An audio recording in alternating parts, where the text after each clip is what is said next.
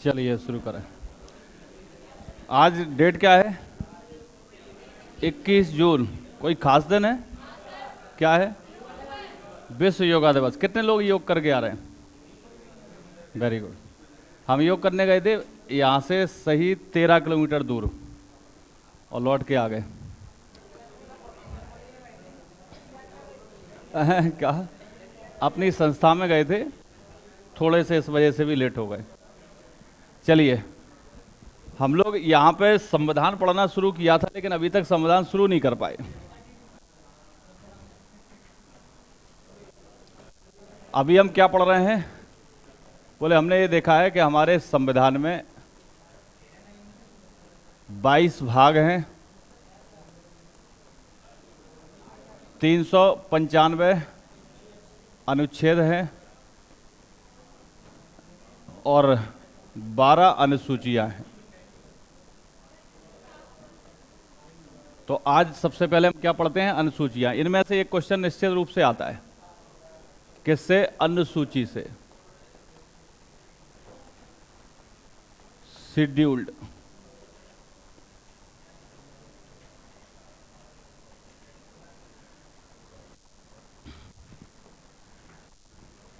ध्यान रखना, पहले कितनी अनुसूचियां थी? 8। और अब कितनी हैं? 12। इसमें क्वेश्चन कैसे आते हैं? इसमें आता है कि ये विषय किस अनुसूची में है ना। कई विषय जो अनुसूचियों में होते हैं उनका ये पूछा जाता है कि विषय जो दिया गया है वो कौन सी अनुसूची का विषय है। तो टोटल 12 अनुसूचियां हैं। एक साथ 12 याद करेंगे तो दिक्कत आएगी, भूल भी जाएंगे। इसलिए हमें अनुसूचियां याद करने के लिए हमें कैसे करना है? सबसे पहले हम क्या पढ़ेंगे? पहली अनुसूची। पहली को हम 1 लिख दें, 2, 3 और 4। ये 4 अनुसूचियां देख लें पहले। देखो, पहली अनुसूची में दिया है 28 राज्यों के बारे में और किसके बारे में दिया है? 8 केंद्र शासित प्रदेशों के बारे में। ये कौन सी अनुसूची में दिया है? पहले। कौन से आर्टिकल में दिया है? तो पहले ही आर्टिकल में दिया है। जब हम आर्टिकल पढ़ेंगे 1 से लेकर के 395 तक, तो सबसे पहले हम भारत के बारे में पढ़ रहे हैं। तो पहले ही आर्टिकल में क्या दिया है कि भारत में कितने राज्य हैं और कितने केंद्र शासित प्रदेश हैं। वैसे हम पहली अनुसूची पढ़ रहे हैं, उसमें भी क्या दिया है? भारत में 28 राज्य हैं और 8 केंद्र शासित प्रदेश हैं। ये पहली अनुसूची है। तो सिर्फ इतना है। दूसरी अनुसूची की बात करें तो दूसरी में क्या है और तीसरी में क्या है? तो हमने कल बताया था 2 और 3 की जब बात आती है तो एक जैसी है। एक में शपथ है और एक में वेतन भत्ते। अपने यहाँ पहले किसकी बात होगी? वेतन की। तो इसमें है वेतन भत्ते, है ना। पहले हम किसकी बात करेंगे? बोले वेतन भत्ते की, तब शपथ लेंगे। तो जरा बताओ, वेतन भत्ते किसके हैं यहाँ पे? सभी प्रमुख पदाधिकारियों के वेतन भत्ते हैं। जैसे राष्ट्रपति का वेतन कितना होता है आपको पता होना चाहिए। जैसे उपराष्ट्रपति का वेतन कितना होता है। उपराष्ट्रपति वेतन किस रूप में पाता है? राज्यसभा के सभापति के रूप में, उपराष्ट्रपति के रूप में। उसी प्रकार राज्यपाल का वेतन कितना होता है? लोकसभा अध्यक्ष का वेतन कितना होता है? हाई कोर्ट के, सुप्रीम कोर्ट के जो जज हैं उनका वेतन कितना होता है। नहीं, सारे वेतन भत्ते इसमें दिए। वो वेतन हम आगे देखेंगे जब पढ़ेंगे इनके बारे में। अब बात आती है तीसरे में है शपथ। शपथ राष्ट्रपति, उपराष्ट्रपति और राज्यपाल, इनकी शपथ का उल्लेख आपको कहाँ नहीं मिलेगा? इसमें नहीं मिलेगा। इसके अलावा जो भी शपथ ली जाती हैं वो सारी शपथ का उल्लेख आपको इसमें मिलेगा। किसमें? ये 3 क्या है? ये है अनुसूची 3 में। तो आप ये देखें, अनुसूची 3 में क्वेश्चन ये आता है कि किनकी शपथ के बारे में बात की जा रही है। तो बस याद रख लेना, सभी महत्वपूर्ण पदाधिकारियों की शपथ की बात की जा रही है, सिवाय राष्ट्रपति, उपराष्ट्रपति और राज्यपाल, क्योंकि इनकी शपथ इनके नियम के अनुसार, इनके अलग से आर्टिकल है, उसमें मिलेगी आपको। तो हमें देखते हैं कि जो शपथ ली जाती है वो शपथ कौन कैसी शपथ लेता है। तो चाहो तो थोड़ा सा लिख लो उसमें अगर जगह हो।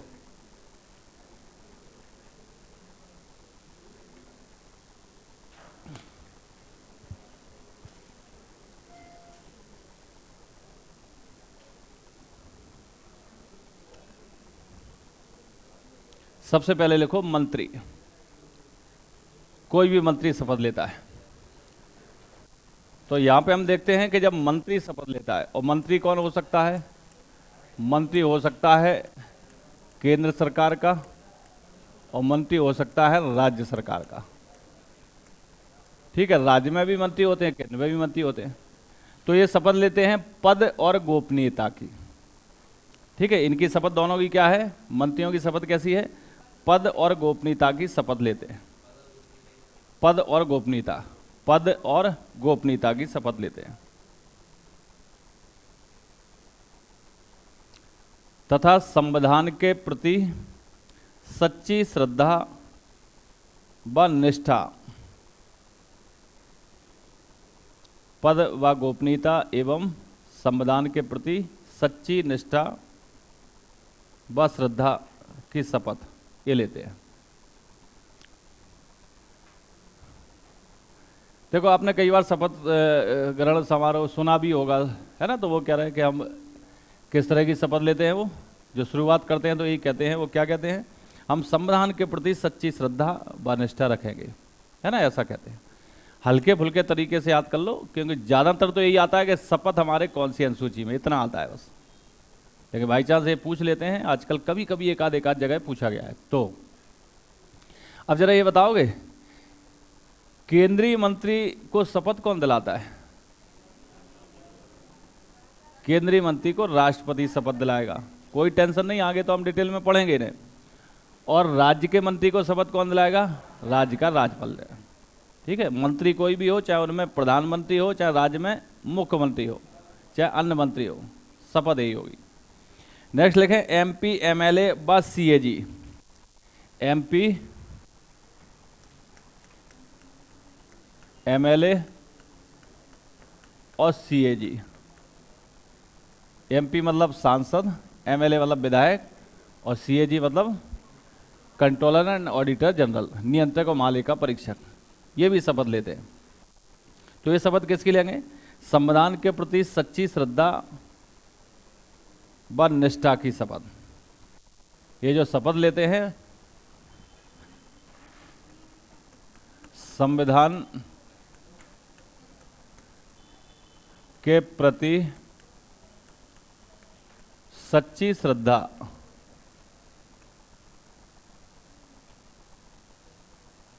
व निष्ठा,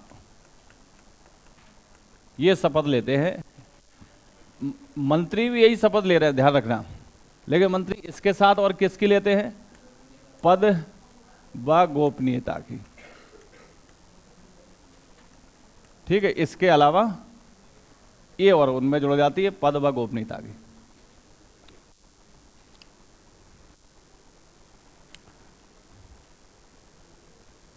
नेक्स्ट लिखें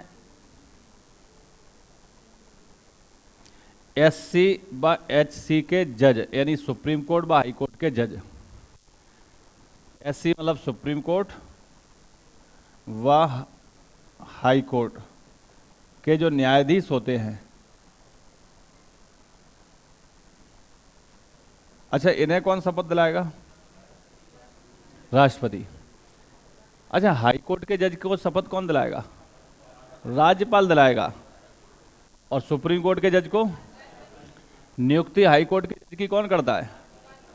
नियुक्ति दोनों की राष्ट्रपति करता है। लेकिन यहां पर राष्ट्रपति शपथ दिलाएगा और यहां पर राष्ट्रपति का प्रतिनिधि राज्यपाल शपथ दिलाएगा, क्योंकि हाई कोर्ट राज्य में होगा, न्यायाधीश राज्य में होंगे। तो राज्य में होंगे तो राष्ट्रपति या राज्य में शपथ दिलाने थोड़ी आएगा, उसका प्रतिनिधि है वहां पे, राज्यपाल वो दिलाएगा। ये डिटेल में सब चीजें चर्चाएं होंगी, आगे पढ़ेंगे हम। तो देखो ये क्या शपथ लेते हैं, लिखो संविधान व विधियों की मर्यादा बनाए रखने की शपथ। संविधान व विधियों की मर्यादा बनाए रखने की शपथ। संविधान व विधियों की मर्यादा बनाए रखने की शपथ।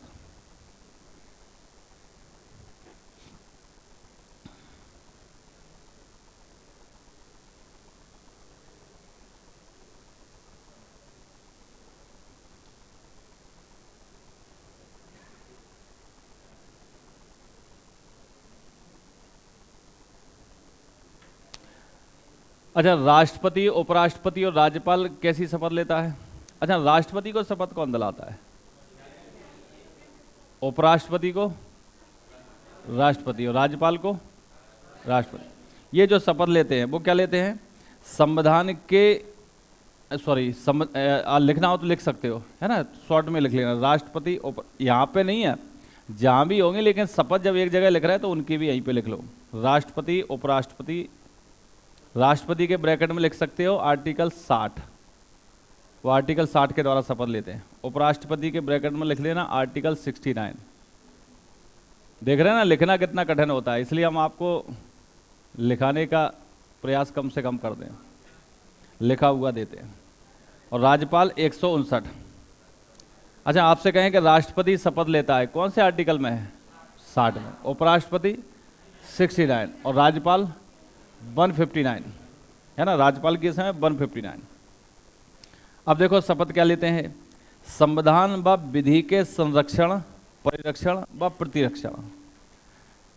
संविधान व विधि के संरक्षण, परिरक्षण व प्रतिरक्षण। संविधान व विधि के संरक्षण, परिरक्षण व प्रतिरक्षण की शपथ, ये शपथ लेते हैं, यानी संविधान की रक्षा की शपथ लेते हैं, बस ऐसे मोटे तौर पे याद रख लो। राष्ट्रपति किस बात की शपथ लेता है? कि संविधान की रक्षा करेंगे। 60 राष्ट्रपति आर्टिकल 60 में मिलेगा। 52 से तो स्टार्ट ही हो रहा है राष्ट्रपति का जो है आर्टिकल, कोई दिक्कत नहीं है, सब आगे पढ़ना है। चलिए, तो हमने इसमें शपथ देख ली। राष्ट्रपति, उपराष्ट्रपति और राज्यपाल की शपथ कौन सी अनुसूची में है? नहीं है, किसी अनुसूची में नहीं है। इनकी शपथ अपने अपने अनुसार है। राष्ट्रपति शपथ लेता है जो लिखा है किसमें? आर्टिकल 60 में। उपराष्ट्रपति शपथ लेता है वो लिखा है आर्टिकल 69 में, और राज्यपाल शपथ लेता है वो लिखा है 159 में। ये इन आर्टिकल में, आर्टिकल हैं ये, है ना, अनुच्छेद, ये है अनुसूचियां। तो तीसरी अनुसूची हमने देख ली। अब देखें चौथी अनुसूची। चौथी अनुसूची ये कहती है कि हमारे यहाँ कितने राज्य हैं? 28। तो किस राज्य में कितने राज्यसभाएं की सीटें होंगी? यानी जो हमारे 28 राज्य हैं और 2 ऐसे केंद्र शासित प्रदेश हैं जैसे दिल्ली और पांडिचेरी। इसमें ये लिखा है कि जो राज्यसभा है, लोकसभा होती है और राज्यसभा होती है। राज्यसभा उच्च सदन है, राज्यसभा में सीटों का आवंटन, ये वाला क्वेश्चन बहुत आता है। ये लिखा हुआ है, किस में लिखा है? अनुसूची 4 में। देखो, ये तो हमने वैसे ही जानकारी के लिए लिख दिया ना, इससे आप भ्रमित मत होना। शब्द इतना याद कर लेना, राज्यसभा में सीटों का आवंटन। इसका मतलब क्या है? राज्यसभा में किस राज्य से कितनी सीटें भरी जाती हैं। जैसे सबसे बड़ा राज्य है उत्तर प्रदेश, तो उत्तर प्रदेश में सबसे ज़्यादा लोकसभा सीटें होंगी, उत्तर प्रदेश में सबसे ज़्यादा राज्यसभा सीटें भी होंगी, उत्तर प्रदेश में सबसे ज़्यादा विधानसभा की सीटें भी होंगी, उत्तर प्रदेश में सबसे ज़्यादा विधान परिषद की सीटें भी होंगी। तो यहाँ पे क्या लिखा है? चौथी अनुसूची में क्या दिया है? चौथी अनुसूची में सिर्फ ये दिया है कि राज्यसभा में कितनी सीटें होंगी राज्यों की, अलग अलग राज्यों की कितनी सीटें होंगी। तो अगर पूछा जाए राज्यसभा में उत्तर प्रदेश की कितनी सीटें हैं? 31। राज्यसभा में कम होंगी, लोकसभा में ज़्यादा होंगी, विधान परिषद में और ज़्यादा होंगी, और सबसे ज़्यादा होंगी विधानसभा में। 31 सीटें। तो अगर अपने स्टेट के पूछा जाए तो क्या बताओगे? 11, है ना, राज्यसभा में। तो बस यही दिया है कि राज्यसभा में सीटों का आवंटन कि किस राज्य से कितनी सीटें राज्यसभा में होंगी। ये किसमें दिया है? 4 में। तो अब मुझे बताओ कि हम जो अनुसूची पढ़ रहे हैं, कितनी अनुसूचियां पढ़ना है? बोले पहले 8 पढ़ते थे, अब पढ़ना है 12। तो पहली अनुसूची में क्या है? जल्दी बोलो। राज्य और केंद्र शासित प्रदेश। दूसरी में क्या है? वेतन भत्ते। और तीसरी में क्या है? शपथ, और चौथी में क्या है, राज्यसभा में सीटों का आवंटन। बिल्कुल सिंपल, ठीक है, सीधा सीधा लिखा है। इसमें 28 राज्य और 8 केंद्र शासित प्रदेश के बारे में है। इसमें लिखा है वेतन भत्ते, इसमें लिखा है शपथ, और इसमें लिखा है राज्यसभा में सीटों का आवंटन।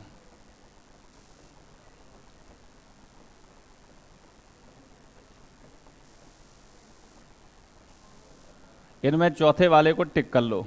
टिक करने का मतलब है इंपोर्टेंट, बताते चलेंगे तो उनको हमेशा याद रखो, ठीक है। इस पर इस तरह से निशान लगा लो। अब इसके बाद हम पढ़ते हैं अगली चार, यानी 5वीं अनुसूची, 6वीं अनुसूची, 7वीं अनुसूची और 8वीं अनुसूची, है ना। इन चार को देखें। 5वीं 6वीं एक जैसी है, जैसे यहाँ पे 2 तीसरी एक जैसी है ना, एक में वेतन एक में शपथ। 5वीं अनुसूची में क्या है, बोले SC और ST। कुछ क्षेत्र होते हैं जहाँ पे SC जनसंख्या ज़्यादा है और ST जनसंख्या ज़्यादा हो, वहाँ पे प्रशासन कैसे होगा, इस बारे में उल्लेख इसमें है 5वीं में। SC ST क्षेत्रों में प्रशासन के बारे में उल्लेख मिलता है, कौन सी अनुसूची में, 5वीं अनुसूची, ठीक है, इतना याद रखना। 6वीं अनुसूची में है अमेय मित्र।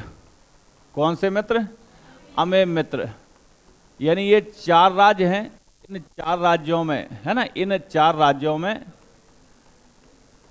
प्रशासन कैसे होगा, क्योंकि ये भी ऐसे राज्य हैं जहाँ पे सबसे ज़्यादा अनुसूचित जनजातियाँ हैं।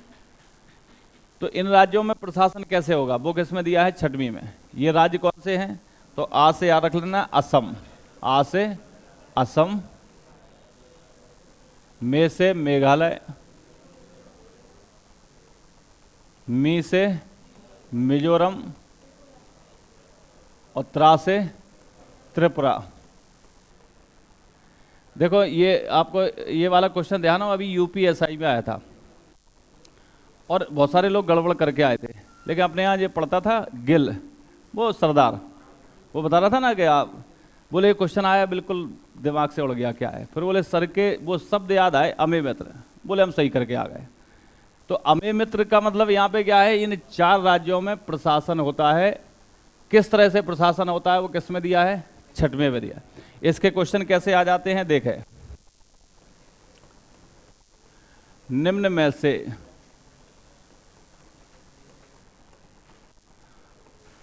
कौन सा राज्य 6वीं अनुसूची में नहीं आता है, ठीक है। ये अपनी भाषा में हमने लिख दिया है। अब देख लो जरा, इसकी पूछा जाए तो उसमें लिखा है त्रिपुरा, अरुणाचल। तो देखो आगे बढ़ ही नहीं पाया, आपने पकड़ लिया। कैसे पकड़ लिया कि आपको पता है कि वह केवल 4 आते हैं, और 4 वो कौन से हैं, अमेय मित्र, असम, मेघालय, मणिपुर, त्रिपुरा। इसमें ऐसा भी आ सकता है, निम्न में से कौन सा राज्य 6वीं अनुसूची में आता है। तो है में 3 कुछ और लिखे होंगे, 1 लिखा होगा, जैसे मतलब इसी को अगर आगे बढ़ाएं, मध्य प्रदेश, झारखंड, तो अब आंसर क्या होगा, अगर यहां पे है कर दें तो आंसर क्या होगा, त्रिपुरा होगा, है ना। इस तरह से क्वेश्चन आ जाते हैं।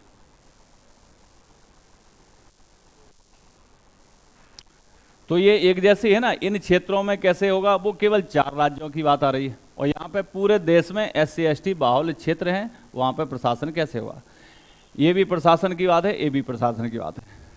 अब 7 से 7 और 7 से सूची, ये 3 प्रकार की सूचियां हैं, संघ सूची,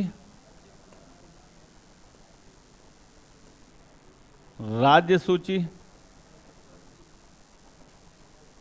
और समवर्ती सूची।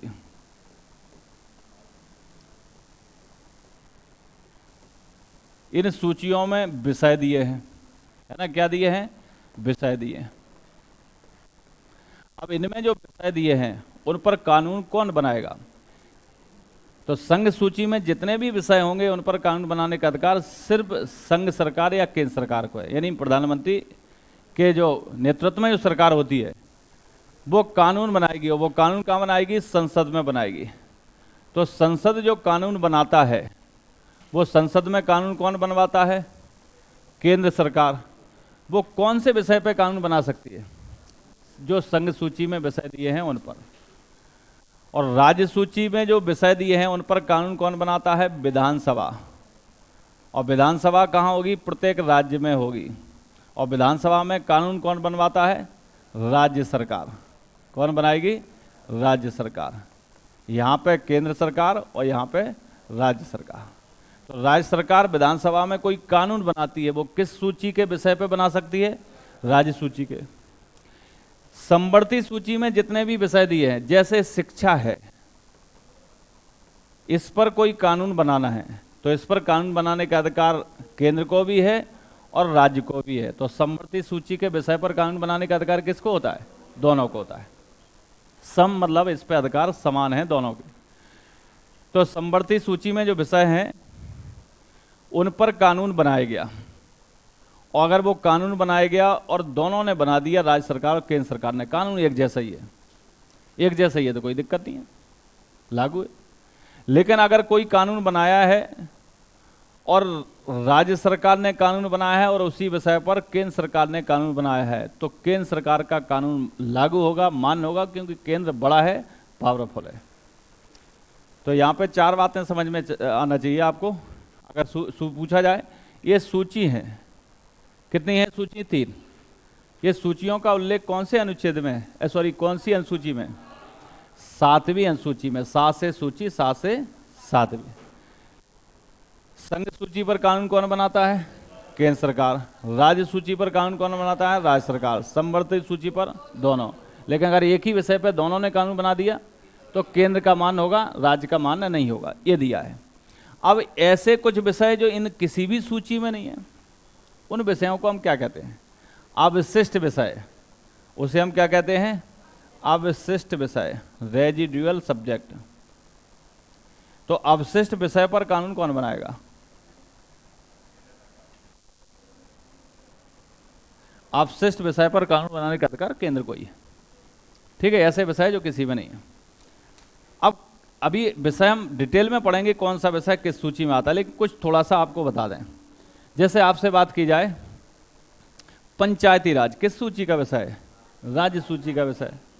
जैसे रेल, जैसे रक्षा, जैसे विदेश, जैसे संचार, जैसे बैंकिंग, जैसे बीमा, ये सब कौन से विषय हैं? ये संघ सूची के विषय हैं। इन पर कानून बनाने का अधिकार संघ सरकार को, केंद्र सरकार को है। ठीक है, क्लियर है। अब जैसे बात करते हैं भू राजस्व, किसका है? राज्य सूची का विषय। कौन कानून बनाएगा? राज्य बनाएगा, केंद्र इस पर कानून नहीं बनाएगा। लेकिन आप बात करें पुलिस, राज्य सूची का। रेलवे, रेलवे केंद्र सूची का है, लेकिन रेलवे की पुलिस वो राज्य सूची। यानी पुलिस चाहे वो रेलवे की हो चाहे वो सामान्य हो, किसका विषय है? राज्य सूची का विषय। ठीक है, इस तरह से। जैसे आपसे बात करते हैं शिक्षा, वन, ये समवर्ती सूची के हैं, दोनों कानून बना सकते हैं। ठीक है, तो ये विषय दिए हैं किसमें? 7वीं। अब आता है 8वीं। पहले केवल 8 अनुसूचियां थी, 8वीं अनुसूची थी। इसमें क्या दिए हैं? इसमें दिए हैं भारतीय भाषाएं। भारतीय भाषाओं का उल्लेख किसमें है? 8वीं अनुसूची में है। भारतीय भाषाओं की संख्या पहले 14 थी और अब 8 और जो है इसमें जोड़ दी गई, और अब कितनी हो गई? 22 है ना। कितनी है? 22। तो याद रखना 14 थी। जैसे शुरू में राज्य कितने थे? 1956 में 14 थे। ऐसे हम कहें कि इस समय जब संविधान बना, उस संविधान में 8 ही अनुसूचियां थी और 8वीं अनुसूची में भारतीय भाषाओं का उल्लेख था। सिर्फ कौन सी भारतीय भाषाएं थी? 14 थी।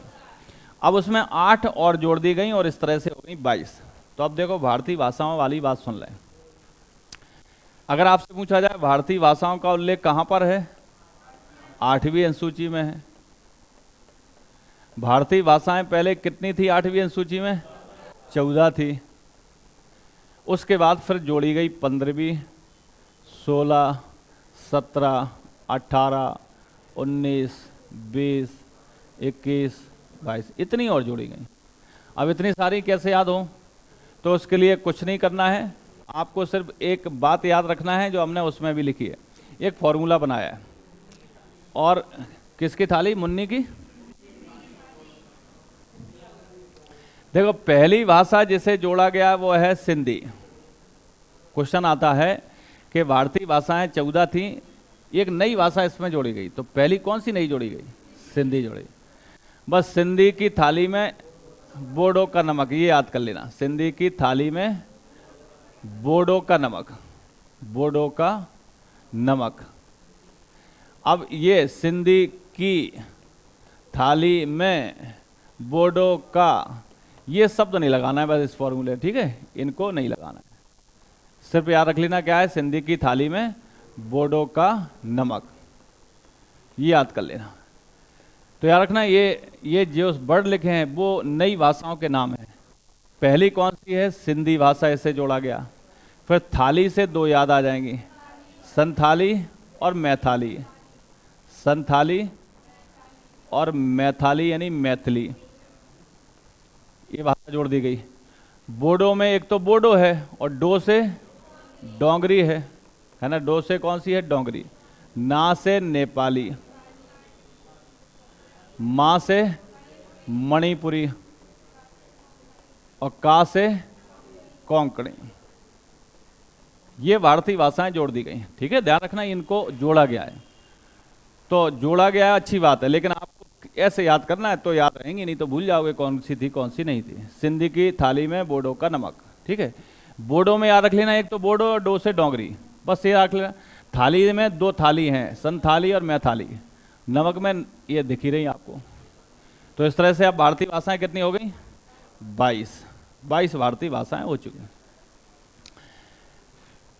अब इसमें याद रखना है कि अगर हमने 22 भारतीय भाषाएं हमें याद हैं तो जरा बताना,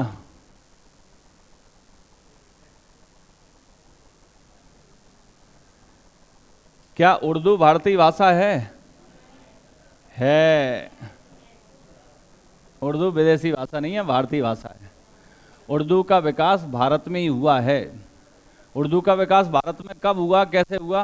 तो हमने देखा था जब मुस्लिम आक्रमण होता है और दिल्ली को वो राजधानी बनाते हैं और वो सुल्तान कहलाते हैं, इसलिए उस काल को कहते हैं सल्तनत काल। और सल्तनत काल में जो सुल्तान थे वो आए कहाँ से थे? वो आए थे तुर्की से। तो उनकी भाषा कौन सी थी? तुर्की। राजभाषा थी उनकी कौन सी? फारसी। और यहाँ पे अरबी भाषा भी थी। इन भाषाओं का मिला जुला स्वरूप जो है वो आता है किसमें?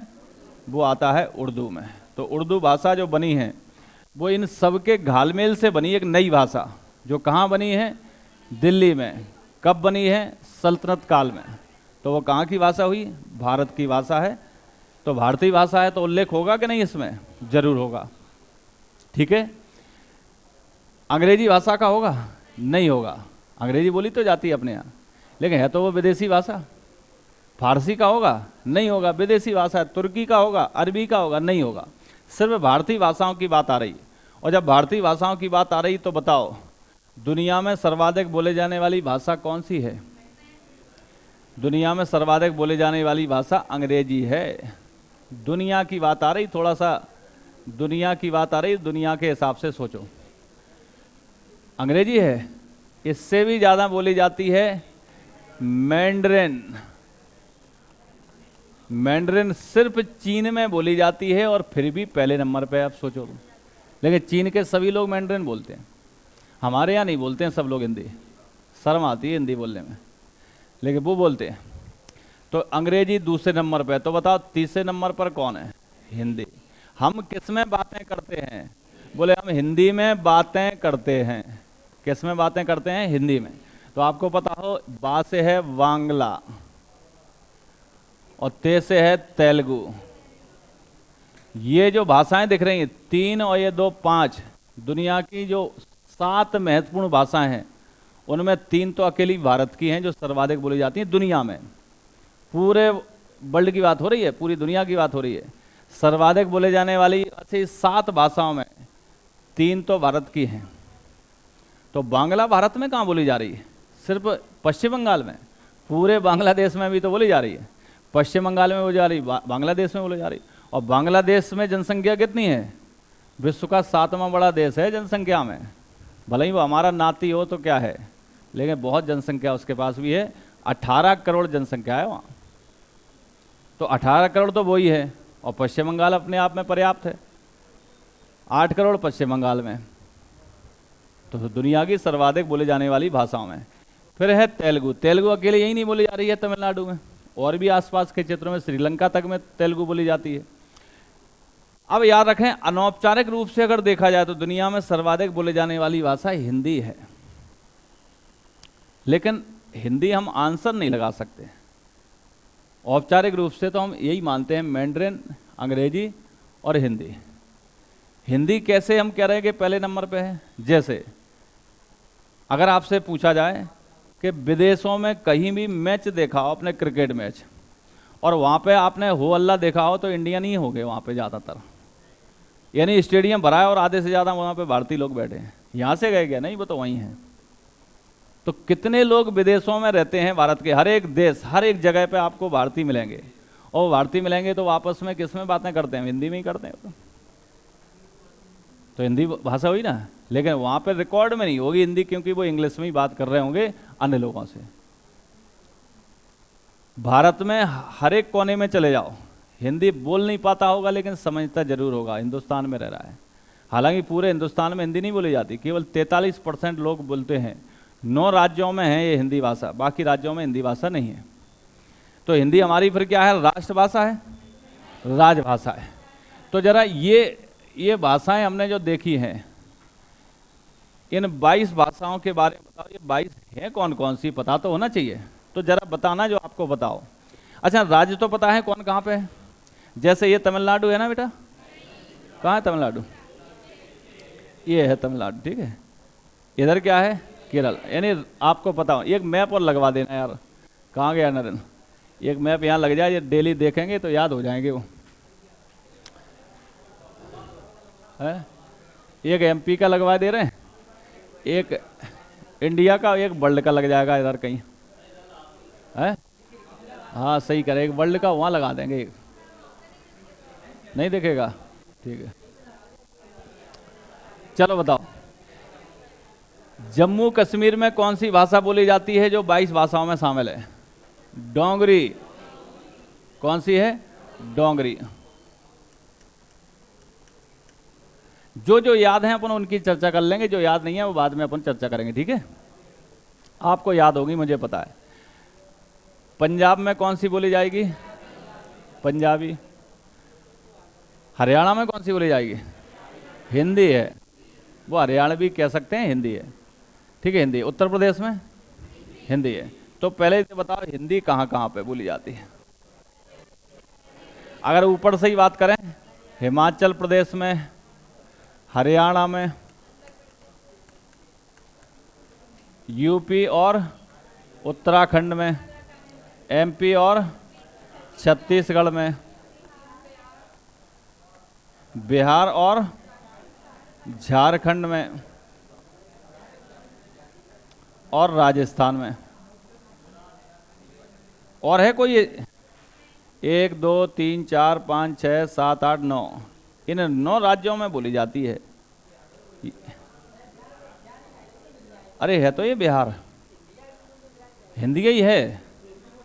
देखो, हिंदी भाषा बोली जाती है, लेकिन लोकल भाषाएं तो हैं, जैसे मैथिली है, संथाली, वो तो ठीक है, वो तो मध्य प्रदेश में भी हैं लोकल भाषाएं बहुत। वो क्या है? बुंदेलखंडी है। मुरैना की कौन सी है? जोइम। कच्छू तो बता, मिर्च खाए के आएगा। हिंदी की वो बोलियां हैं, वो अलग बात है, लेकिन हिंदी भाषा है ना। भाषा की बात कर रहे हैं, कौन सी भाषा बोली जाती है? हिंदी। इनके अलावा हम अन्य राज्यों की बात करें तो बताना जरा। गुजरात में कौन सी बोली जाएगी? गुजराती। महाराष्ट्र में मराठी। केरल में मलयालम। गोवा में बोली जाती है कोंकणी। देखो केवल गोवा में नहीं बोली जाती, जो किनारा है पूरा कोंकण क्षेत्र कहते हैं उसको, कोंकण रेलवे भी जो वहाँ पे गुजरी है वहाँ पे सब जगह कोंकणी है, मुख्यतः गोवा में। यहाँ पे कौन सा है बताओ ये? तमिलनाडु, तो यहाँ पे तमिल। आंध्रा में तेलुगु, उड़ीसा में उड़िया, बंगाल में बंगाली, असम में असमिया है, बोडो जिसे बोडो कहते हैं ना, जो हमने अभी देखी बोडो को उसमें जोड़ दिया गया। ठीक है, तो ये देखो दिख रही है आपको, ये बीच में कोई राज्य बचा है, कौन सा? आंध्र प्रदेश लिखा था, आंध्र प्रदेश में कर्नाटक, कर्नाटक में कौन सी है? कन्नड़। छत्तीसगढ़ में तो हिंदी है, ये लिख तो दी हिंदी वाली, एमपी छत्तीसगढ़। तेलंगाना में तो वही है, तेलुगु ही है ना, तेलंगाना आंध्र प्रदेश से अलग हुआ है। इसके अभी संस्कृत कहीं नहीं बोली जाती है, सेकंड भाषा है, हम तो फर्स्ट बात कर रहे हैं, पहली भाषा क्या? देखो हिमाचल, हरियाणा, यूपी, उत्तराखंड, एमपी, छत्तीसगढ़, बिहार, झारखंड, राजस्थान, 9 राज्य लिखे हैं ये टोटल कितने राज्य हैं? 9। बोलो बोलो बोलो, हम सुधार लेंगे कोई गलती हमसे हुई है तो। देखो बोलियां हैं, संथाली बोली जाती है, लेकिन पहले हिंदी भाषी जो राज्य हैं उनकी बात करें। जैसे अभी हमने कुछ और जोड़ दी, तो इनमें से ही जैसे आपसे बात करें, बिहार झारखंड है, इनकी तो हमने 2 जोड़ दी अभी, मैथिली और संथाली। मैथिली और संथाली ये क्या थी? ये लोकल लैंग्वेज थी, ये भाषाएं नहीं थी, बोलियां थी, लेकिन इनको जोड़ा गया है, इनको भाषा मान के। ब्रज भाषा भाषा है नहीं, वो बोली है। ब्रज भाषा क्या है? बोली है, तो बोली है, वो नहीं जोड़ी गई, तो ये याद रखना है ना। तो आपको ये क्लियर हो गया होगा कि 8वीं अनुसूची में भारतीय भाषाओं का उल्लेख है। पहले 14 थी और अब 8 जोड़ दी गई। 8 कौन सी हैं बताना जल्दी से? सिंधी की थाली में बोडो का नमक, इनको जोड़ा गया।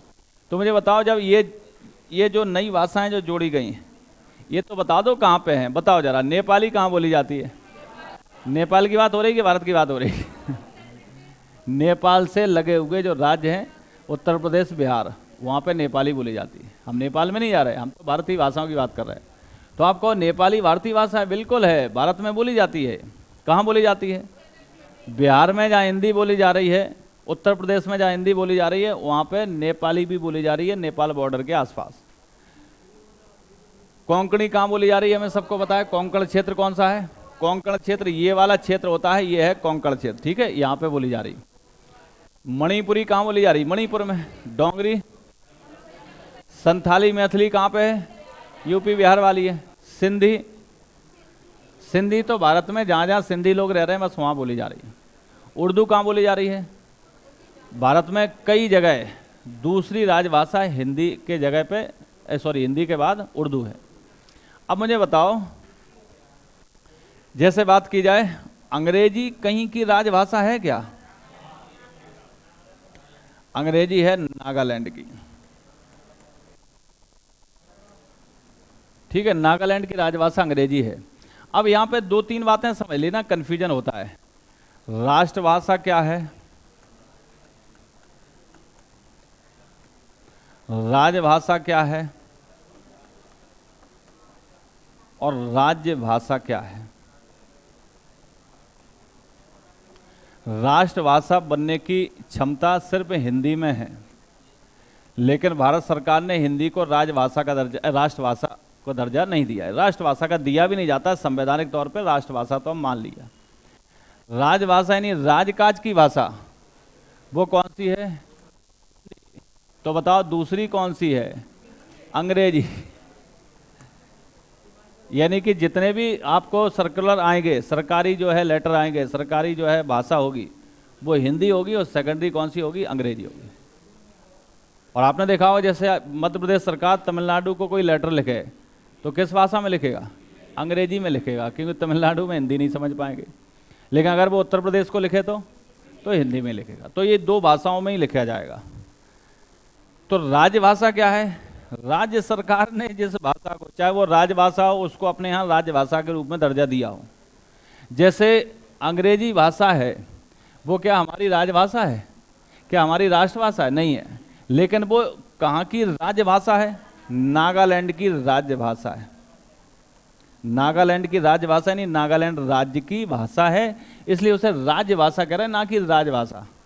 राजभाषा तो राजकाज की भाषा। तो ये रख लेना अंग्रेजी, है ना। तो ये कुछ ऐसे देखो, आपको पता है कि हम जो बोल रहे हैं वो कौन सी बोली बोल रहे हैं? खड़ी बोली। ये खड़ी बोली क्या है? हिंदी। और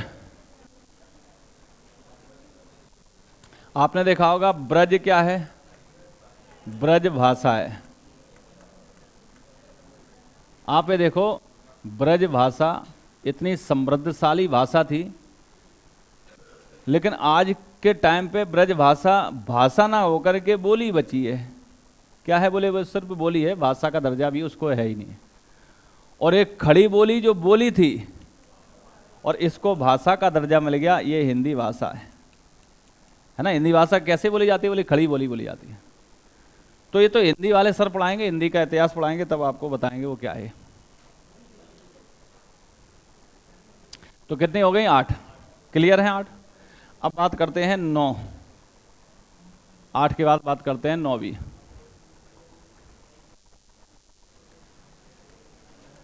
पहले मूल संविधान में 9वीं अनुसूची थी क्या? नहीं थी। इसका मतलब बाद में जोड़ा गया। और एक और देखो बात, पहले ही संविधान संशोधन हुआ, पहले ही अमेंडमेंट हुआ, पहले ही संविधान में संशोधन हुआ। और पहला संविधान संशोधन कब हुआ? पहला संविधान संशोधन हुआ 1951 में। और इस संविधान संशोधन के द्वारा 9वीं भाषा को 9वीं अनुसूची को हमने अपने संविधान में जोड़ दिया। अच्छा ये बताओ, हमारा संविधान लागू कब हुआ? 26 जनवरी 1950 को। जब संविधान लागू हुआ तो फिर हमारे यहाँ संसद के चुनाव हुए। और संसद के चुनाव कब हुए? 1951-52 में। तो संसद का गठन कब हुआ? 52 में। संसद का गठन 52 में हुआ तो संसद का गठन हो गया, राज्यसभा के सदस्य आ गए, लोकसभा के सदस्य आ गए, और लोकसभा और राज्यसभा के सदस्यों ने राष्ट्रपति का चुनाव कर दिया, तो राष्ट्रपति जो है निर्वाचित हो जाते हैं। यानी 1952 में संसद का गठन हुआ। और ये संविधान संशोधन कब हो रहा? 1951 में। तो ये 1951 में संशोधन किसने कर दिया? संसद ने किया है क्या? संशोधन तो संसद ही करती है। किसी भी प्रकार के संविधान में संशोधन करने का अधिकार संसद को है, और संसद का गठन अभी हुआ ही नहीं है, फिर किसने कर दिया? तो हमने ये पढ़ा था शुरू में, ध्यान हो, जो हमारी संविधान सभा थी, ये संविधान सभा यही अंतरिम संसद के रूप में बदल गई थी। इसी को हम अंतरिम संसद कहने लगे थे। हालांकि हमारी जो संविधान सभा थी 15 अगस्त 1947 से ये 2 रूपों में काम करना शुरू कर दिया था। पहले तो संविधान सभा किस रूप में काम कर रही थी? संविधान सभा के रूप में ही काम कर रही थी, जिसका काम क्या था? संविधान का निर्माण करना।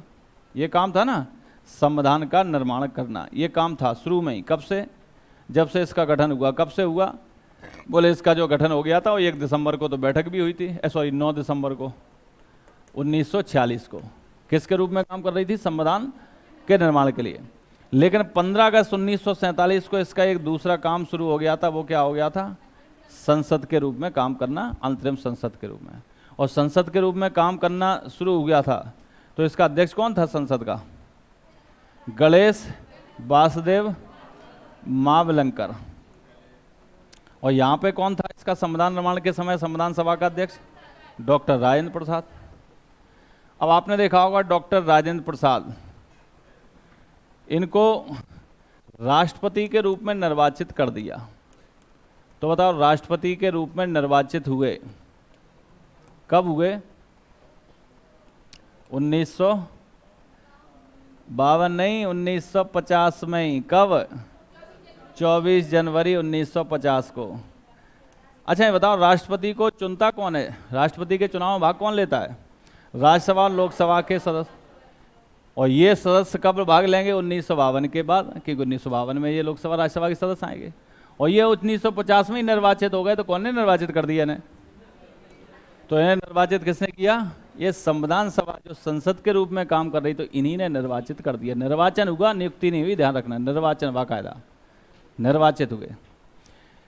अब राष्ट्रपति निर्वाचित हो गए तो राष्ट्रपति को शपथ दिलाई जाएगी। शपथ कौन दिलाता है? कौन दिलाता है? सुप्रीम कोर्ट का मुख्य न्यायाधीश। और इस समय क्या सुप्रीम कोर्ट बन गई? क्या नहीं बनी। तो फिर शपथ किसने दिलाई? तो आपने देखा होगा 1935 के अधिनियम के द्वारा एक संघीय न्यायालय की स्थापना हुई थी ना। किसकी? संघीय न्यायालय। और ये संघीय न्यायालय ही बाद में सुप्रीम कोर्ट में चेंज हुआ, बाद में होगा, लेकिन संघीय न्यायालय का जो मुख्य न्यायाधीश था वो राष्ट्रपति के रूप में डॉक्टर राजेंद्र प्रसाद को शपथ दिलाता है। तो देखो पहले राष्ट्रपति की अजीब कहानी है। पहले राष्ट्रपति का निर्वाचन संसद के सदस्यों ने नहीं किया। किसने किया? संविधान सभा के सदस्यों ने किया, क्योंकि उन्हीं को हमने संसद मान लिया था, अंतरिम संसद, और वो अंतरिम संसद के सदस्य हो गए। पहले राष्ट्रपति का को शपथ सुप्रीम कोर्ट के मुख्य न्यायाधीश ने नहीं दिलाई, फेडरल कोर्ट संघीय न्यायालय के मुख्य न्यायाधीश ने दिलाई। क्लियर है ना बात? तो हम यहाँ पे क्या बात कर रहे हैं कि जो 9वीं अनुसूची है जिसे बाद में जोड़ा गया, कब जोड़ा गया? बोले 51 में। कौन से संविधान संशोधन? बोले पहला ही। तो पहला तो हमेशा इंपॉर्टेंट होता है। बोले पहला संविधान संशोधन किया गया किस लिए? बोले 9वीं अनुसूची को जोड़ने के लिए। ये संविधान संशोधन तो संसद करती है, संसद तो अभी है ही नहीं है, तो किसने किया होगा? संविधान सभा ने किया, जो संसद के रूप में काम कर रही है। ठीक है। अब 9वीं के बाद है ना, 9वीं के बाद अब कौन सी है? 10वीं। दा से 10 और दा से दल बदल। 10वीं अनुसूची जो है इसमें दल बदल विरोधी कानून बना है। दल बदल विरोधी कानून बनाया गया। ये क्यों बनाया गया? क्योंकि जल्दी से देख लो इसको। जैसे किसी राज्य में 200 सीटें हैं, मान लो विधानसभा सीटें कितनी हैं? 200, और उस राज्य में जिसको 101 सीटें प्राप्त हो जाएंगी उसकी सरकार बनेगी। तो मान लो 101 सीटें प्राप्त हो गई कांग्रेस को, तो बीजेपी को कितनी प्राप्त हुई? मान लो 99 सीटें। और बीजेपी को 99 सीटें प्राप्त हुई, लेकिन सरकार नहीं बना पाई। सरकार किसकी बन गई? कांग्रेस की, केवल 2 सीटें अधिक होने के बाद। तो बीजेपी ने क्या किया? जो यहां पर जो 101 विधायक थे, इन विधायक में ऐसे विधायक जो सिर्फ विधायक हैं, यहां पे मंत्री नहीं बन पाए, उन विधायकों को लालच दिया। किसने? बीजेपी ने, कि आप हमारे पास आ जाओ, हमारी पार्टी को ज्वाइन कर लो, हम आपको मंत्री बनाएंगे सीधे। क्योंकि आप पहली बार विधायक बने, कोई मंत्री तो बनाएगा नहीं, हम बनाएंगे आपको। वो कहेंगे यार सोचना पड़ेगा। अरे सोचना क्या है, पैसे चाहिए हो तो वो बोलो। 50 लाख चाहिए, 1 करोड़ चाहिए, 2 करोड़ चाहिए, आप तो पैसे बताओ। तो ये विधायक लालच में आ जाएंगे। ये क्या आ जाएंगे? कोई भी आ जाएगा, मंत्री पद मिल रहा हो, पैसा भी मिल रहा हो। तो अगर ऐसे मात्र 2 विधायक यहाँ से टूट करके बीजेपी के साथ हो गए, तो इनकी सीटें कितनी हो गई? 101। और इनकी कितनी रह गई? 99। तो अब सरकार किसकी बनेगी? बीजेपी। तो इनकी सरकार बनी थी और 1-2 महीने चलने के बाद इनकी सरकार गिरी और इनकी बीजेपी की बन गई। तो जो बीजेपी ने किया वो कांग्रेस भी कर सकती है। तो कांग्रेस से उनके उन विधायकों को तोड़ेगी जो उसमें कुछ नहीं है, केवल विधायक है। तो वो टूट करके इधर आ जाएंगे तो इनकी सरकार गिरेगी और इनकी बनेगी। तो यही होता रहता था पहले। इसलिए क्या किया गया? ये 10वीं अनुसूची जोड़ी गई और 10वीं अनुसूची में दल बदल विरोधी कानून बनाया गया। इस कानून में यह है कि जो अभी लालच में इन्होंने अपने दल को, कौन सा दल था? कांग्रेस, इस दल को छोड़ करके दूसरा दल जो है ज्वाइन कर लिया, दल को बदल लिया। तो इस कानून के तहत अब इनकी विधायकी चली जाएगी, इनकी सदस्यता खत्म हो जाएगी, और सदस्यता खत्म हो जाएगी तो इनके क्या काम के, समझ रहे ना। तो इसलिए बनाया गया कि ये सरकार को अस्थिर कर देते हैं कुछ लालची लोग, इस वजह से सरकार स्थायी नहीं रह पाती है, दल बदल लेते हैं। तो अब दल बदला तो उनकी उनकी जो है सदस्यता खत्म हो जाएगी, तो कोई नहीं बदलेगा, तो ये बदला गया, ठीक है ना। अब है 11वीं और 12वीं। 11वीं अनुसूची जोड़ी गई किसके लिए, पंचायती राज के लिए। इसके लिए संविधान में संशोधन हुआ, कौन सा हुआ, 73वां संविधान संशोधन 1992 और 74वां संविधान संशोधन 1992। अब इन संविधान संशोधन के द्वारा, ध्यान रखना, इन संविधान संशोधन के द्वारा इसमें पंचायती राज, अभी घबराओ नहीं, सब सही हो जाएगा, पंचायती राज, और इसमें नगरीय निकाय, बस इतना सा याद रख लेना। पंचायती राज को कौन सी अनुसूची में जोड़ा गया, 11वीं में। नगरीय निकाय को कौन सी अनुसूची में जोड़ा गया, 12वीं में। इसके लिए कितने विषय हैं और इसके लिए कितने विषय हैं, ये और बताओगे आप। तो इस तरह से ये कितनी अनुसूची होगी, 12, ठीक है। चलिए 12 अनुसूची आपको याद हो जाना चाहिए, कल हम पूछेंगे आपसे।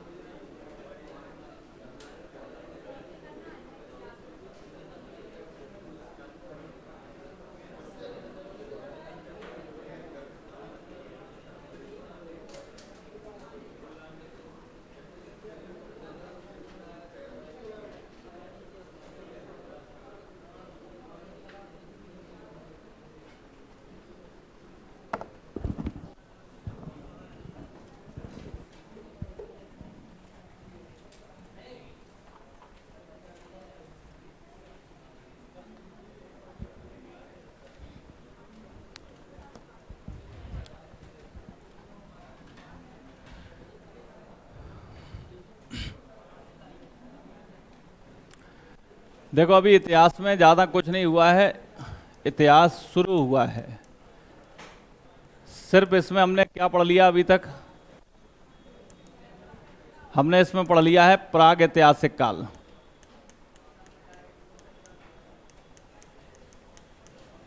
बताओ जरा, प्राग ऐतिहासिक काल में क्या पढ़ा था। प्राग ऐतिहासिक काल में पढ़ा है हमने पाषाण काल और ताम्र पाषाण काल, है ना। क्या पढ़ा है, ताम्र पाषाण काल।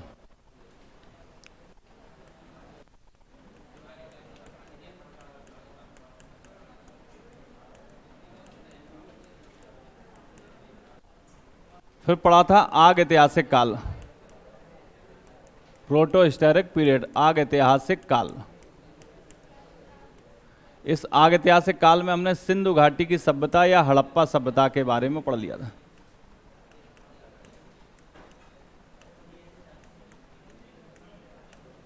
और फिर हमने पढ़ लिया, शुरू किया है ऐतिहासिक काल। मेन तो यही है ऐतिहासिक काल। ये तो एक दिन का टॉपिक ये है और एक दिन का ये है, ठीक है, एक एक दिन का है। शुरू ये हुआ है ऐतिहासिक काल। ऐतिहासिक काल को 3 भागों में बांटा गया है। प्राचीन इतिहास यानी एंशियंट हिस्ट्री, मध्यकालीन इतिहास यानी मिडिएवल हिस्ट्री, और आधुनिक इतिहास यानी कि मॉडर्न हिस्ट्री। ज़्यादातर लोग यहीं से पढ़ना शुरू करते हैं, लेकिन आता ये भी है तो ये भी हमें पढ़ना है। अभी हमारा प्राचीन काल शुरू हुआ है ना, क्या हुआ शुरू? प्राचीन काल। तो सिंध घाटी की सभ्यता का जो काल था वो काल कौन सा था बताओ जरा? 2500 BC यानी ईसा पूर्व से लेकर के 1500 ईसा पूर्व तक का काल था। सिंध घाटी सभ्यता का हुआ पतन 1500 ईसा पूर्व में, और शुरू क्या हो जाता है? ऐतिहासिक काल। और ऐतिहासिक काल में शुरू होता है वैदिक काल। क्या शुरू होता है? वैदिक काल। तो ऐतिहासिक काल की शुरुआत हम कहाँ से मानते हैं? वैदिक काल से मानते हैं। प्रागैतिहासिक काल में लिपि का आविष्कार हुआ था क्या? नहीं हुआ था, इसलिए लिखा भी नहीं गया, पढ़ा भी नहीं गया। इस समय लिपि का आविष्कार हुआ था। कैसी लिपि थी? भाव चित्रात्मक लिपि थी, लेकिन उसको पढ़ा नहीं जा सका। तो पूरी जानकारी किससे मिलती है? उत्खनन से यानी खुदाई से। इस समय लिपि का आविष्कार हुआ, उसको पढ़ा भी गया, उसको समझा गया है, लिखा गया है, तो पूरा लिखित इतिहास प्राप्त होता है, और कुछ जानकारी खुदाई से भी प्राप्त होती है। तो ये लिखित इतिहास में पहला लिखित इतिहास हमें किससे मिला है? ऋग्वेद से। किससे मिला है? ऋग्वेद से। तो बस ये शुरू हुआ है हमारा टॉपिक, इसको हम पढ़ते हैं। अब जल्दी से हमारा रिवीजन करा दो। वैदिक काल, मुझे बताओ वैदिक काल किस समय का है? आप कह सकते हो ऐतिहासिक काल की शुरुआत यहीं से हो रही है। तो ये शुरुआत हो रही है तो कब से कब तक का काल है? बोले 1500 ईसा पूर्व में सिंध घाटी सभ्यता का पतन हुआ था, और उस समय वैदिक काल में आर्य सभ्यता का उदय हुआ। और कब तक चला? 600 ईसा पूर्व तक का काल है, ये ध्यान रखना। वैदिक कालीन सभ्यता जो थी वो किसने बसाई थी? आर्यों ने। तो इसको हम क्या कहते हैं? आर्य सभ्यता कहते हैं। और आर्य सभ्यता के पहले जो सिंध घाटी की सभ्यता थी उसके निर्माता कौन थे? उसके से निर्माता द्रविड़ थे। तो वो द्रविड़ सभ्यता थी, ये आर्य सभ्यता है। जो सिंध घाटी की सभ्यता या जिसे हड़प्पा सभ्यता कहते हैं, उस सभ्यता के निर्माता कौन थे? द्रविड़। तो ये द्रविड़ सभ्यता थी, ये नगरीय सभ्यता थी। और ये सभ्यता कैसी है? ये ग्रामीण सभ्यता है।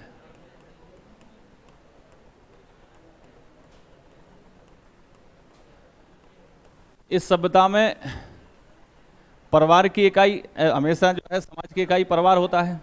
और परिवार कैसा था? नगरीय सभ्यता है तो मात्र सत्तात्मक।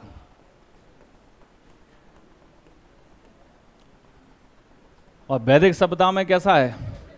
पितृसत्तात्मक। पितृसत्तात्मक मतलब घर का मुखिया पिता होगा, उसे कहेंगे पितृसत्तात्मक। घर का मुखिया माता हो तो मातृसत्तात्मक।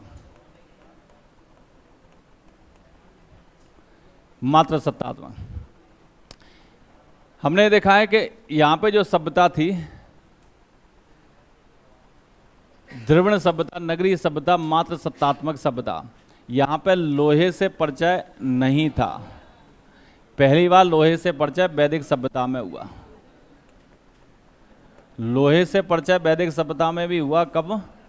उत्तर वैदिक काल में, है ना? कब हुआ? उत्तर वैदिक काल में, ठीक है ना? ये कह सकते हो। और हम क्या कह सकते हैं? और क्या अंतर है इसमें? हाँ, लिपि। लिपि कौन सी थी इसे? लिपि थी भाव चित्रात्मक, यानी जो चित्र थे उन्हीं को भाव समझ करके आप वाक्य बना सकते हो, उसे कहते हैं भाव चित्रात्मक। और इस समय लिपि कौन सी है? इस समय लिपि है ब्राह्मी। और भाषा कौन सी है? संस्कृत। तो इस समय के जो ग्रंथ मिलेंगे किस भाषा में मिलेंगे? संस्कृत में, ठीक है? तो ये अंतर है दोनों में, हड़प्पा सभ्यता और वैदिक कालीन सभ्यता में। आर्य का मतलब क्या है? श्रेष्ठ।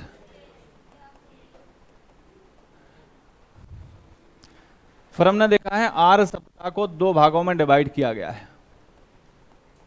आर्य सभ्यता या वैदिक काल, वैदिक सभ्यता, इसको दो भागों में डिवाइड किया गया है। एक तो कही जाती है ऋग्वैदिक सभ्यता और एक उत्तर वैदिक सभ्यता। तो ऋग्वैदिक काल कब से कब तक का काल है? 1500 से 1000 ईसा पूर्व का काल। और उत्तर वैदिक काल कब का काल है? उत्तर वैदिक काल 1000 ईसा पूर्व से लेकर के 600 ईसा पूर्व तक का काल है। देखो, हम जब बार बार पूरी कहानी आपको बताते हैं तो आपको फिर याद आ जाता होगा, लिंक हो जाता होगा। बिना लिंक किए इतिहास को पढ़ना बड़ा मुश्किल है, भूल जाओगे हम कहाँ पढ़ रहे हैं, किधर है, कुछ नहीं समझ में आएगा। लेकिन अब आपको पूरी कहानी समझ में आ रही होगी कहाँ से कहाँ तक पहुँच रहे हैं। अभी तो बहुत आगे बढ़ना है। ऋग्वैदिक काल में किस ग्रंथ को लिखा गया? सिर्फ एक ही, वो कौन सा है? ऋग्वेद। देखो, आर्य कहाँ से आए थे? बहुत सारे मत हैं, लेकिन सबसे मान्यता प्राप्त मत कौन सा है? मैक्स मूलर का मध्य एशिया से आए। तो हमने देखा मध्य एशिया से जब आर्य आते हैं तो सबसे पहले वो कहाँ पर बसते हैं? सप्त सैंधव क्षेत्र में। और सप्त सैंधव क्षेत्र कौन सा है? बोले 7 नदियों का क्षेत्र। बताओ जरा, ये कौन सी नदी है?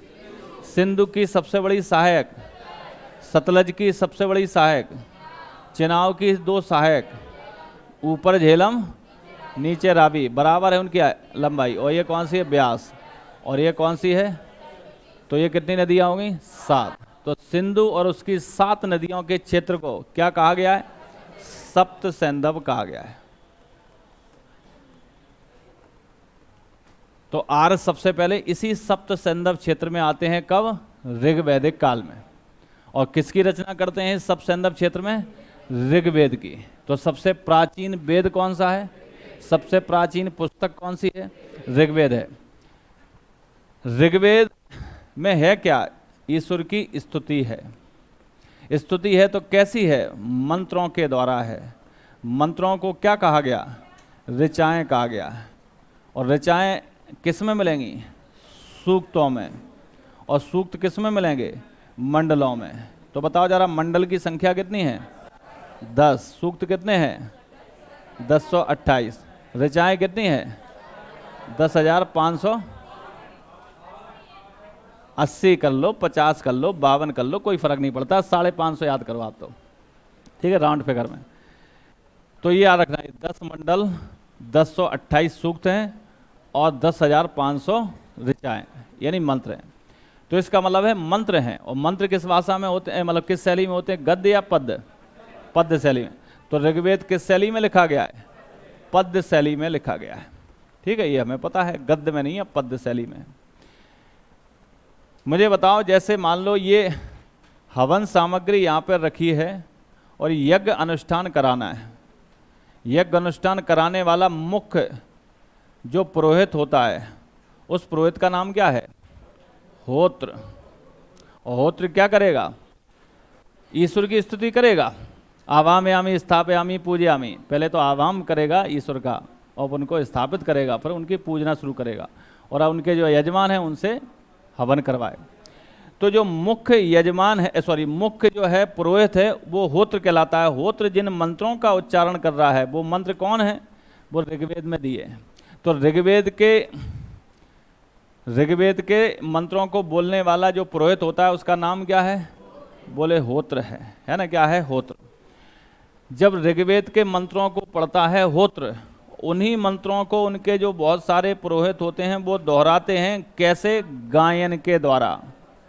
तो ये गायन के द्वारा दोहराते हैं, तो वो कौन कहलाते हैं? बोले गाते हैं, इसलिए उन्हें कहेंगे उद्गाता। तो उद्गाता कौन से मंत्रों को पढ़ते हैं? बोले सामवेद के मंत्रों को पढ़ते हैं। तो सामवेद के मंत्र कौन से हैं? बोले वही हैं जो ऋग्वेद में। तो सामवेद में किसका उल्लेख है? सामवेद में गायन विद्या का उल्लेख है। भारत में गायन या संगीत की शुरुआत कहाँ से होती है? सामवेद से होती है। या कहें संगीत के स्वर सारे गामा पादा नीसा कहाँ से आए? बोले सामवेद से आए। सामवेद के संगीत को उच्चारण करने वाला पुरोहित क्या कहलाता है? उद्गाता। ठीक है, क्या कहलाता है? उद्गाता। अब ये यज्ञ अनुष्ठान कैसे होगा, किन वस्तुओं का उपयोग किया जाएगा, चौक कैसे पूरा जाएगा, कौन कौन से जो है हवन सामग्री होगी, इसकी जानकारी आपको क्या मिलेगी? बोले यज्ञों से संबंधित वेद में, उसे क्या कहते हैं? यजुर्वेद। और यजुर्वेद का जो पुरोहित होगा वो क्या कहलाएगा? ये कहलाएगा, अब जो भी है क्या है? अर्धवायु। क्या कहते हैं उसे? अर्धवायु, ये कहलाएगा। तो पूछा जाता है कितने वेद हैं? 4। लेकिन शुरू के 3 वेद कौन से हैं? ऋग्वेद, सामवेद और यजुर्वेद। इन तीनों को एक साथ क्या कहते हैं? ये वेद त्रयी कहलाते हैं, है ना? क्या कहलाते हैं? वेद त्रयी। वेद त्रयी में यज्ञ जब होगा तो यज्ञ को कराने वाला मुख्य जो है पुरोहित कहलाता है होत्र, जो किसके उच्चारण करता है? ऋग्वेद के मंत्रों का उच्चारण करता है। किसकी स्तुति करता है? ईश्वर की स्तुति करता है। वो इसमें दिया है, पूरे वर्णन दिया है, सारी मंत्र दिए। अगर इसी में पूछा जाए कि ऋग्वेद के कौन से मंडल में गायत्री मंत्र दिया गया है? कौन सा मंडल है? तीसरा। गायत्री मंत्र क्या है? ओम भूर्भुवस्सुवः तत्सवितुर्वरेण्यं भर्गो देवस्य धीमहि धियो यो नः प्रचोदयात्। ये पूछा जाता है किसको समर्पित है? सविता। सविता मतलब सूर्य को है। किसने लिखा? विश्वामित्र। विश्वामित्र कौन से जन के गुरु थे? भरत जन के थे। किसके थे? भरत जन के। और जब इनको हटा के किसको बना दिया गया था? वशिष्ठ को। तो फिर इन्होंने युद्ध करवाया। वो युद्ध कौन सा था? 10 राजन का है। देखो सारी चीजें, एक बात को बस दूसरी बार दोहरा रहे हैं, आपको सारी चीजें याद होती जा रही हैं। तो वो 10 राजन का युद्ध दुनिया का पहला युद्ध माना जाता है। किस नदी के बीच में, किस नदी पर हुआ था? पारुष्णी, यानी रावी। ठीक है, चलिए अब मुझे बताओ, जो 10वां मंडल है नया है कि पुराना है? 9वां मंडल, 8वां मंडल, पहला मंडल, ये नया है। तो फिर पुराने कौन से हैं? दूसरे से लेकर के 7वें तक पुराने हैं और ये नए हैं। तो टोटल कितने हैं? 10। अब 10वें मंडल का भी पूछा जाता है। क्या दिया है 10वें मंडल में? ऋग्वेद के 10वें मंडल में, है ना? कितने मंडल हैं? 10। ऋग्वेद के 10वें मंडल में 4 वर्णों का उल्लेख है। और 4 वर्ण कौन से हैं? ब्राह्मण, क्षत्रिय, वैश्य, शूद्र। किसके आधार पे हैं? जन्म के आधार पे हैं? नहीं, कर्म के आधार पे। वर्ण के आधार पे हैं। कौन सा कर्म करते हो, किस कर्म को आप वर्ण या अपनाते हो, उस आधार पे 4 वर्ण हैं, ब्राह्मण, क्षत्रिय, वैश्य, शूद्र। कब हैं ये? ऋग्वेद काल में। तो मुझे बताओ, पहली बार शूद्र शब्द का उल्लेख कहाँ मिलता है? तो आप कहोगे ऋग्वेद के 10वें मंडल के पुरुष सूक्त में। ऋग्वेद के 10वें मंडल के पुरुष सूक्त में किसका वर्णन मिला है? शूद्र शब्द का मिला है। क्या शूद्र शब्द यहाँ पे हीनता का प्रतीक है? क्या शूद्र शब्द समाज में सबसे निम्न वर्ग में आता है? क्या शूद्र जो है सबसे निकृष्ट थे? क्या शूद्रों से छुआछूत था? कुछ नहीं था, सब बराबर थे, समता मूलक समाज था, किसी तरह की यहाँ पे कोई बुराई नहीं थी। ऋग्वेद में किन नदियों का उल्लेख है? तो बोले जहाँ पे ऋग्वेद की रचना हो रही उन्हीं नदियों का उल्लेख तो होगा। तो मुझे बताओ, इन नदियों का उल्लेख है, सबसे ज्यादा उल्लेख किसका है? सिंधु का। गंगा नदी का उल्लेख कितनी बार किया गया है? सिर्फ 1 बार। यमुना का उल्लेख 3 बार। नर्मदा का उल्लेख है ही नहीं है, पता ही नहीं है। इधर दक्षिण भारत की नदियां अभी तो पता ही नहीं है। ऋग्वेद काल में केवल यहीं पे तो रहते हैं, तो यहाँ की जानकारी ही नहीं है उन्हें। सबसे पवित्र नदी कौन सी है? गंगा के सरस्वती? सरस्वती। देवी तमा, माते तमा, ये सब किसके नाम है? सरस्वती के नाम है। और सरस्वती को वर्तमान में हम घग्गर कहते हैं। क्या कहते हैं? घग्गर। आप बताओगे जरा, घाघरा नदी किसकी सहायक नदी है? गंगा की। और घग्गर कहाँ पे है? बोले घग्गर ऐसी नदी है जो पूरी तरह से समुद्र तक नहीं आ पाई, तो इसे क्या कहते हैं? अंतःस्थली नदी है। कैसी है? अंतःस्थली। अंतःस्थली मतलब समुद्र तक ना पहुंच पाए, बीच में ही विलुप्त हो जाए, उसे कहेंगे अंतःस्थली नदी वर्तमान में। तो अगर आपसे कहें बताओ सबसे ज़्यादा सिंध घाटी स्थल के जो स्वतंत्रता के बाद स्थल प्राप्त हुए वो किस नदी के किनारे? ये सरस्वती में। लेकिन अगर कहें सप्त सैंधव क्षेत्र कब कहा गया? ये ऋग्वैदिक काल में सप्त सैंधव।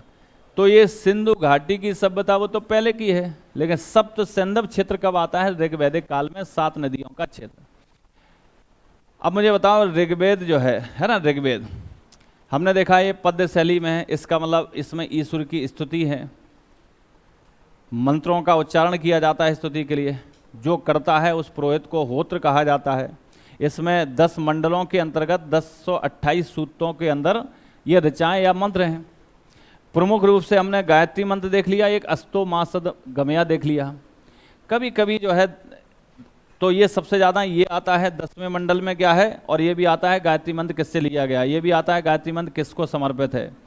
लेकिन ये भी पूछा जाता है कि बताओ 9वें मंडल में क्या है? सोम, है ना, किसका उल्लेख है? सोम का उल्लेख है। गोत्र व्यवस्था इस समय शुरू हो गई, लेकिन गोत्र व्यवस्था का कंसेप्ट अभी स्थापित नहीं हुआ। कंसेप्ट होगा उत्तर वैदिक काल में। तो बस इतना सा ऋग्वैदिक काल में पढ़ना था। अब सब कुछ हमें कब कहाँ पढ़ना है? उत्तर वैदिक काल। तो ऋग्वैदिक काल में ऋग्वेद के अलावा किस ग्रंथ की रचना हुई? किसी ग्रंथ की नहीं हुई, सिर्फ ऋग्वेद की रचना हुई ऋग्वैदिक काल में 1500 से 1000 ईसा पूर्व। अब इस समय किन ग्रंथों की रचना हुई? तो हम कहते हैं अन्य 3 जो वेद थे, कौन कौन से? सामवेद, यजुर्वेद और अथर्ववेद।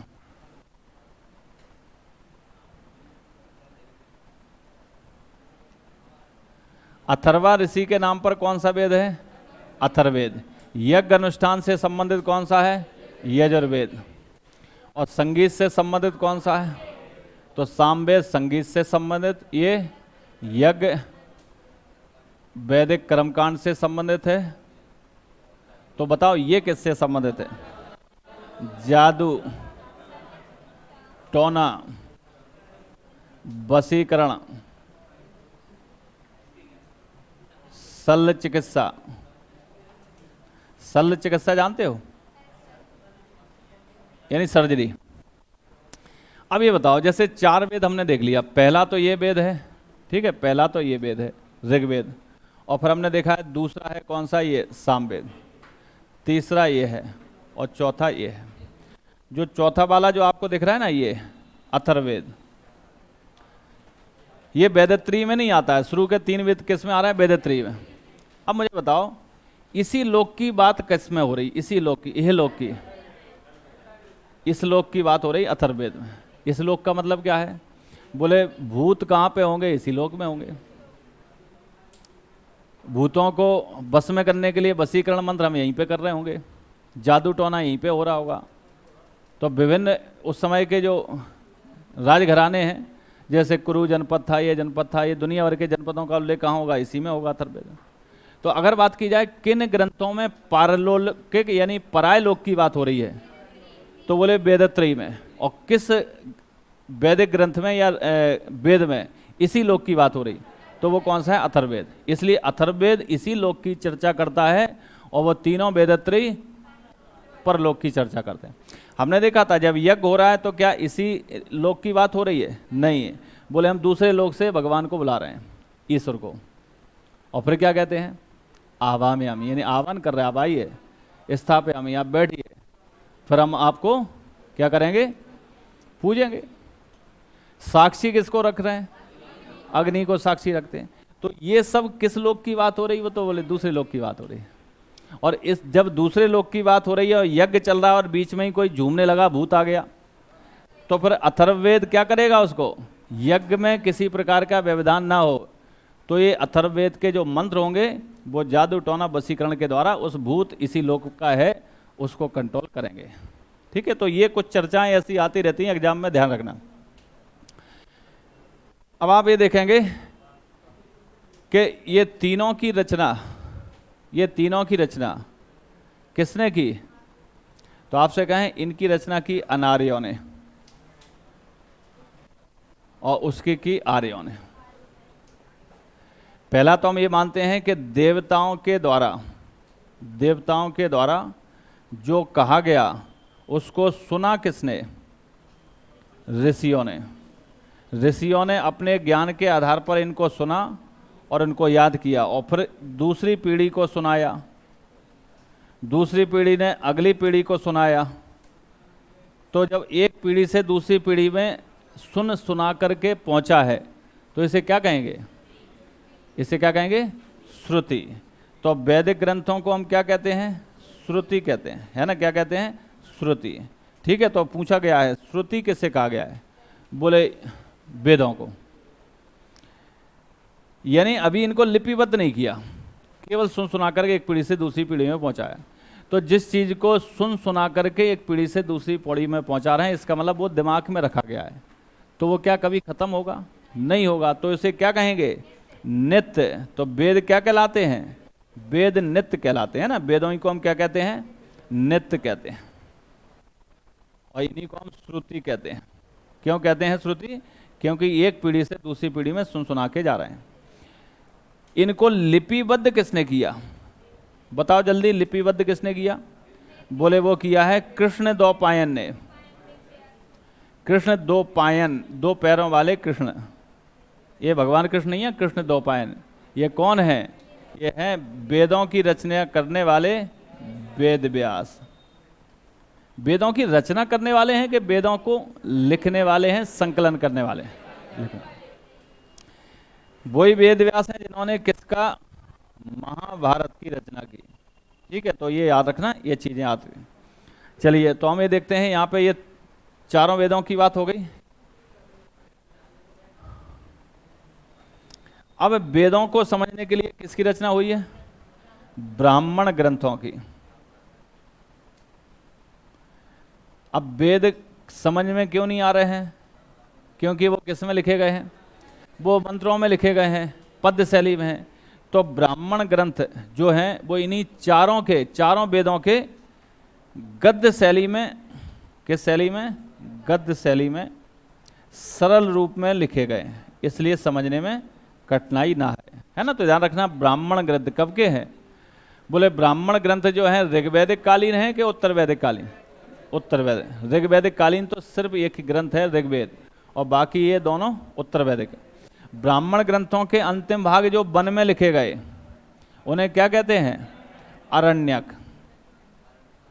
तो अरण्यक क्या है? बोले वन्य पुस्तकें हैं। अरण्य का मतलब होता है वन, तो ये कैसी हैं? वन्य पुस्तकें हैं। अरण्यक से ही बना है क्या? उपनिषद। उपनिषद का मतलब क्या है? गुरु के समीप बैठकर प्राप्त की जाने वाली शिक्षा क्या कहलाती? उपनिषद। ये कब लिखी गई? वैदिक काल के अंत समय में। अंत समय कब है? 600 ईसा। तो इसलिए इसे क्या कहते हैं? वेदांत। अब जरा बताओ, चार तरह के हमने ग्रंथ देख लिए। पहले तो देखे वेद, 4 वेद, और फिर उसके बाद क्या 18 पुराण देखे हमने अभी? क्या उपवेद हमने अभी पढ़ा है?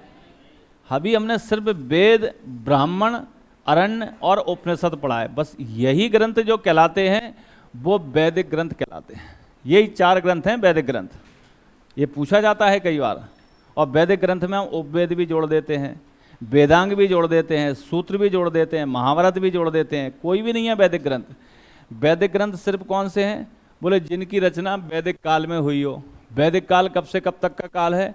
बोले 1500 ईसा पूर्व से लेकर के 600 ईसा पूर्व का काल। इन वैदिक ग्रंथों में ऋग्वेद की रचना कब हुई? ऋग्वैदिक काल में। अन्य इनकी रचना कब हुई? उत्तर वैदिक काल में। ये कौन से हैं? 3 वेद, ब्राह्मण ग्रंथ, अरण्य और उपनिषद। इनकी रचना कब हुई? उत्तर वैदिक काल में। मुझे बताओ, जैन अवेस्ता किसका ग्रंथ है? पारसियों का। जैन अवेस्ता की तुलना किससे की गई? ऋग्वेद से। जैन अवेस्ता पारसियों का है, तो मुझे बताओ पारसियों का मूल निवास कौन सा था? ईरान। कहाँ के हैं? फारस के हैं, पर्सिया के हैं, इसलिए उन्हें पारसी कहा गया है। उनके देवता कौन है? जरथुस्त्र। उनका मंदिर कौन सा है? अग्नि मंदिर। उनका अंतिम संस्कार कौन करता है? गिद्ध करते।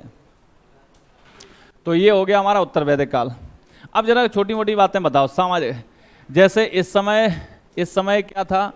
इस समय जो है छोटे छोटे कबीले थे, और कबीले को मिलाकर के क्या बना था? जन। जन का मुखिया राजन। और राजन कैसा था, इस समय का राजा कैसा था?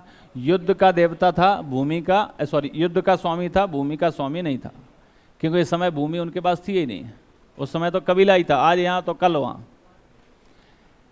धीरे धीरे उत्तर वैदिक काल में आर्य कहाँ तक आ जाते हैं? आर्यों का जो है ये सीमा हो जाती है, ये कौन सी नदी है? नर्मदा। और ये कौन सी है? सोन। अब सीमा उनकी यहाँ तक हो जाती है। तो यहाँ तक सीमा हो जाती है तो उत्तर भारत क्या कहलाता है? बोले आर्यावर्त, क्योंकि सब जगह आर्य फैल गए तो ये कहलाता है आर्यावर्त। और दक्षिण भारत क्या कहलाता है? दक्षिणापथ। तो इनकी सीमा निर्धारण कौन कर रहा है? नर्मदा नदी, है ना? कौन कर रही है? नर्मदा नदी। तो उत्तर वैदिक काल में आर्य जब इस उपजाऊ क्षेत्र में आ जाते हैं तो इनका स्थायी निवास हो जाता है और यहाँ से अब कर लेना शुरू कर देते हैं।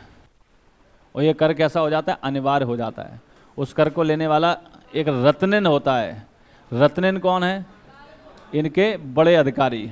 उनमें से एक रत्निन है जो कर लेता है, उसका नाम क्या है? भागदूत। क्या नाम है? भागदूत। देखो शब्द अब याद आ रहे होंगे, वही जो रिपीट हो रहा है बार बार। ठीक है, तो अब ये कर लेना शुरू कर देंगे। तो मुझे बताओ बलि क्या है? कर। बलि कैसा कर है? स्वैच्छिक कर है। कब लिया जाता था? इस समय। क्यों स्वैच्छिक क्यों है? क्योंकि इस समय कुछ था ही नहीं, तो जो दे दे वो दे दे। इस समय जो कर लिया जा रहा है वो अनिवार्य कर दिया है। वो अनिवार्य कर दिया है किसके लिए? कर दिया जाता था सिर्फ व्यापारियों के द्वारा। देखो सिर्फ व्यापारी कर देते थे। चौथा वर्ण कर कहां से देगा? पहला वर्ग कर क्यों देगा? वो तो पुरोहित है। दूसरा वर्ग क्यों देगा? वो तो रक्षक है। तो पूरा कर का भार जिसमें था वो व्यापारी थे। सिर्फ व्यापारी कर देते थे। कब? उत्तर वैदिक काल में। ठीक है, तो कर व्यवस्था शुरू हो जाती है। मुझे बताओ इस समय जो राजा था उसको कंट्रोल करने के लिए तीन क्या थे? सभा, समिति और विदत।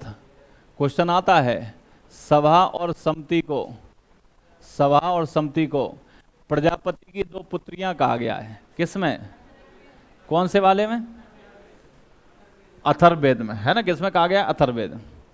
लेकिन यहाँ पे सभा, समिति और विदत क्या है? ये राजा को कंट्रोल करने वाली समितियां हैं, जिसमें राजा का मंत्रिमंडल कौन होता था? जो उनको समय समय पे क्या करता था? उनको गाइड करता था, उनका मार्गदर्शन करता था। तो वो सभा के लोग। और सभा में कैसे लोग होंगे? वरिष्ठ लोग होंगे। सिर्फ कौन होंगे? दोनों ही होंगे, महिलाएं भी होंगी, पुरुष भी होंगे। विदत में कौन है? बोले सबसे प्राचीन यही है विदत, जिसमें कौन होंगे? महिलाएं भी होंगी, पुरुष भी होंगे। लेकिन समिति में सिर्फ पुरुष होंगे और सभी पुरुष होंगे उस क्षेत्र के, जो राजा को चुन भी सकते हैं, हटा भी सकते हैं। लेकिन अगर ये सभा, समिति और विदत बने रहे तो राजा फिर कमजोर बना रहेगा। और इस समय राजा पावरफुल हो गया, मजबूत होने के लिए वो क्या करेगा? इनको विदत को कर देगा खत्म और सभा समिति को कर देगा कमजोर, और फिर बन जाएगा स्वयंभू। और स्वयंभू बन जाएगा, उसके पास हथियार भी होंगे, उसके पास दुर्ग भी होंगे, किले होंगे, महल होंगे, उसके पास जो है रत्नन है, अधिकारी हैं, सेनाएं, सब कुछ है। तो अब टैक्स भी ले रहा है। टैक्स को कोई रोक पाएगा? नहीं रोक पाएगा, उसके पास सारी व्यवस्था है। अब राजा पावरफुल हो गया। कैसे हुआ पावरफुल? दो तीन वजह से। एक तो उसका ये कंट्रोल हट गया, क्योंकि सभा समितियों को कमजोर कर दिया, विदत को कर दिया उसने खत्म। कब कर दिया? उत्तर वैदिक काल में। और दूसरा, उसने अपने आप को अन्न से श्रेष्ठ बनाने के लिए 3 यज्ञ किए। जब गद्दी पर बैठता था, राजसूय यज्ञ। पावर का प्रदर्शन करता था, वाजपेयी यज्ञ। और क्षेत्र का विस्तार करता था। और साथ में एक सिद्धांत और लागू हो गया। वो कौन सा है? राजत्व का सिद्धांत। और राजत्व का सिद्धांत किसमें दिया है? ऐत्रेय में, है ना? तो इस तरह से कहीं ये जब शुरू हो गई तो इस समय राजा पावरफुल हुआ। फिर इसके अंतिम समय में हम देखेंगे, जब उत्तर वैदिक काल चल रहा है तो हमें देखते हैं यहाँ पे सभ्यता का केंद्र बिंदु क्या था? पंजाब और ये 5 नदियाँ। फिर आ जाता है कुरुक्षेत्र, और कुरुक्षेत्र आ जाता है, यहाँ पे पैसा भी होता है, जमीन है फर्टाइल, राजा भी पावरफुल होता है। और फिर यहाँ पे आगे चल करके हम देखते हैं कि भरत जन के जो आगे के वंशज होंगे वो होंगे कौरव और पांडव। उनके बीच में युद्ध होगा वो युद्ध होगा महाभारत का युद्ध। ठीक है, तो महाभारत का युद्ध होगा। और महाभारत का युद्ध होगा तो जिसके बारे में वर्णन किया गया है किसमें? महाभारत में। तो मुझे बताओ, महाभारत क्या वैदिक कालीन ग्रंथ है? नहीं है, ये वैदिक कालीन ग्रंथ नहीं है। वैदिकोत्तर यानी वैदिक काल के बाद में लिखा गया महाभारत। तो महाभारत के रचयिता कौन है?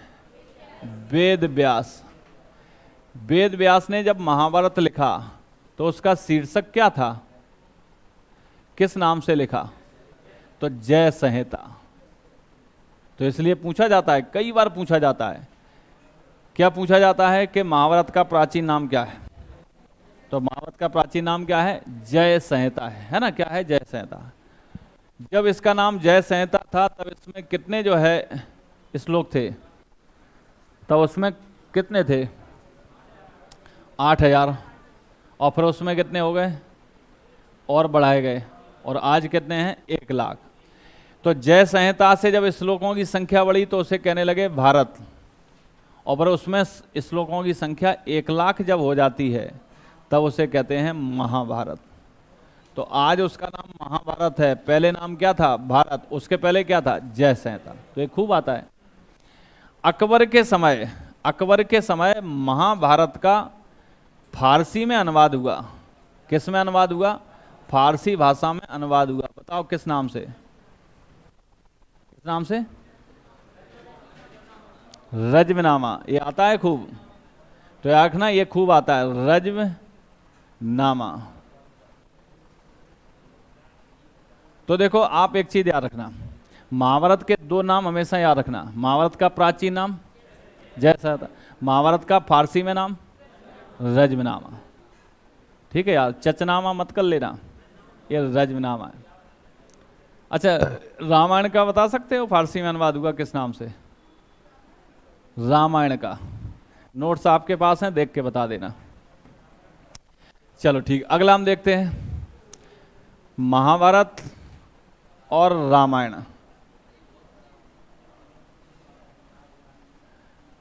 रामायण के रचयिता कौन है? महर्षि वाल्मीकि।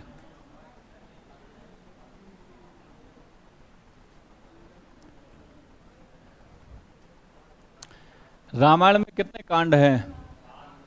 7। किस भाषा में लिखे गए दोनों? संस्कृत भाषा में लिखे गए। इनमें सबसे प्राचीन कौन सा है? सबसे प्राचीन है रामायण और फिर है महाभारत। वेदव्यास कौन थे? नाम तो था इनका कृष्णद्वैपायन। अगर जाति के आधार पर देखा जाए तो कृष्णद्वैपायन यानी वेदव्यास कौन है जाति के आधार? मछुआरे हैं। कौन है? मछुआरे यानी एससी हैं। और महर्षि वाल्मीकि कौन है? ये भी एससी हैं, है ना? ये भी एससी हैं, झाड़ने वाले, पहुंचने वाले, साफ करने वाले, समझ रहे? जमातदार हैं, एक कह सकते हैं ना वाल्मीकि जयंती। तो इसका मतलब ये हुआ है कि वाल्मीकि जो एससी हैं, जाति से मेहतर हैं, और यहाँ पे कृष्णद्वैपायन जो मछुआरे हैं, और ये महाभारत की रचना करते हैं और ये रामायण की रचना करते हैं। इसका मतलब है उस समय कोई जाति प्रथा थी? नहीं थी। जन्म से कौन है ये? एससी, लेकिन कर्म से कौन हो गए? ब्राह्मण। तो ये स्थिति आप देख रहे हो, महाभारत लिखने वाले और रामायण लिखने वाले। मनु स्मृति लिखने वाले कौन थे? मनु थे। और मनु कौन थे? ब्राह्मण नहीं, ये क्षत्रिय थे। कौन थे? क्षत्रिय। तो ब्राह्मणों ने क्या किया? कुछ नहीं, बस देवताओं को पूछते रहे बस। चलिए, तो ये दौर, तो ये काल क्या कहलाता है? ये कहलाता है, इन्हें हम क्या कहते हैं? ये हैं क्या? ये ग्रंथ हैं, या इनको हम कहते हैं क्या कहते हैं? इसको काव्य कहते हैं, महाकाव्य कहते हैं। कहते क्या है? महाकाव्य। खंड काव्य नहीं मैडम, महाकाव्य। तो पूछा जाता है महाकाव्य कौन से हैं? रामायण। जरा बताओ, महाभारत के अंतर्गत गीता है ना? क्या है? गीता। तो गीता कौन से वाले भाग में है? ये बता सकते हो क्या? गीता भीष्म पर्व में, पर्व का मतलब होता है भाग है उसके, कौन से पर्व में है? भीष्म पर्व में। तो गीता किसका हिस्सा है? महाभारत का हिस्सा है। जैसे आपने देखा होगा आईने अकबरी किसका हिस्सा है? अकबर नामा का हिस्सा है ना? किसका है? अकबर नामा का हिस्सा है। उसी प्रकार गीता महाभारत का हिस्सा है। जैसे आला किसका हिस्सा है? आला खंड किसका हिस्सा है? आला खंड किसका हिस्सा है? बताओ जरा। परमाल रासो का। किसका है? परमाल रासो का हिस्सा है। परमाल रासो किसने लिखा? जगनिक ने। तो आला खंड किसने लिखा होगा? जगनिक ने। गीता किसने बोला था? भगवान कृष्ण ने जो उपदेश दिया था, है ना, गीता का उपदेश दिया था। ठीक है, तो ये आता है, हम ऐसे नहीं बता रहे, ये एग्जाम में आते हैं क्वेश्चन, है ना, तो याद रखना इनको। चलिए अब हम देखते हैं, वैदिक काल तो खत्म हो गया। वैदिक काल के बाद जो ब्राह्मण ग्रंथ लिखे गए उनमें रामायण महाभारत हमने देख लिया है। कुछ और देखते हैं इस समय के, हमें देखते हैं उपनिषद हमने देख लिया है। ठीक है, उपनिषद तो कब का है? वैदिक कालीन ग्रंथ है। ठीक है, उपनिषद भी हमने देख लिए। अब हम देखते हैं इस समय के कुछ दर्शन, फिलॉसफी। सट दर्शन, सट का मतलब क्या होता है? 6। भारत में, हमारी संस्कृति में 6 दर्शन है। कितने दर्शन है? 6। ये पूछा जाता है 6 दर्शन। सबसे पहले हम किस दर्शन की बात करें? सांख्य दर्शन। सांख्य दर्शन के प्रवर्तक कौन थे? कपिल मुनि। कौन थे? कपिल मुनि। हमें तो ऐसे याद है, बहुत अधिक संख्या में रन बनाए थे, विकेट लिए थे किसने? कपिल देव ने। बस याद कर लिया, कैसे भी कहीं से जोड़ के चलो जिससे आपको बार बार रटना ना पड़े। अब याद रखना, ये सांख्य दर्शन की रचना कहां पे की थी कपिल मुनि ने? मध्य प्रदेश में, अमरकंटक में, नर्मदा नदी के उद्गम क्षेत्र वाले स्थान पे। अगर आपसे कहें कि बौद्ध धर्म और जैन धर्म ये किस दर्शन से प्रेरित हैं? ये दोनों सांख्य दर्शन से प्रेरित हैं, बौद्ध धर्म और जैन धर्म। ठीक है, देखना है, आप पूछना है। ठीक है, तो जैन धर्म बौद्ध धर्म किससे प्रेरित हैं? सांख्य दर्शन से। और सांख्य दर्शन के प्रणेता कौन है? कपिल मुनि। अब अगला दर्शन बताओ। योग दर्शन के कौन है? बाबा रामदेव। योग दर्शन, इसके प्रणेता हैं कौन? पतंजलि।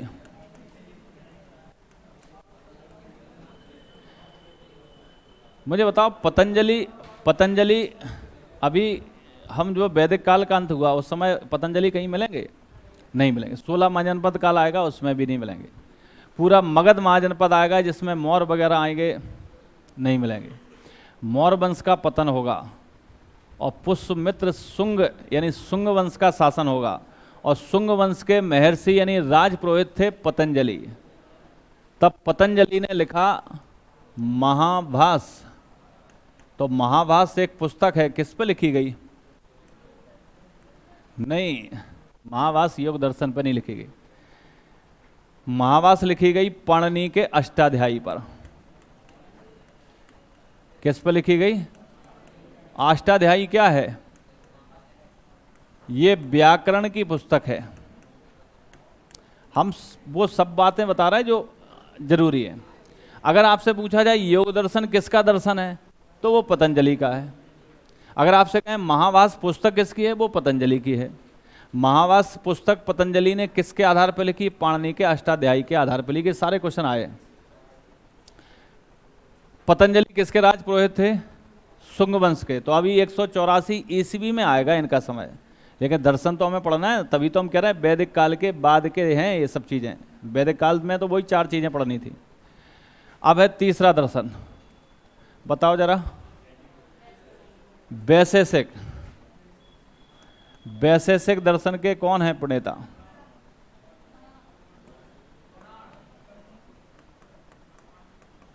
महर्षि कणद।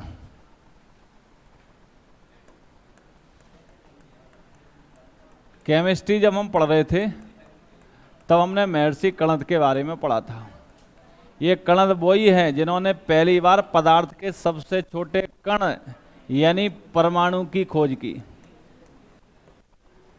समझ रहे ना? हमारे यहाँ के वैदिक ऋषि कोई ऐसे ही थोड़ी थे, वो वैज्ञानिक, सारी चीजें वैज्ञानिक थी उनकी, और हर चीज का वैज्ञानिक आधार है, कोई ऐसे ही कोई चीज को लागू नहीं कर दिया है।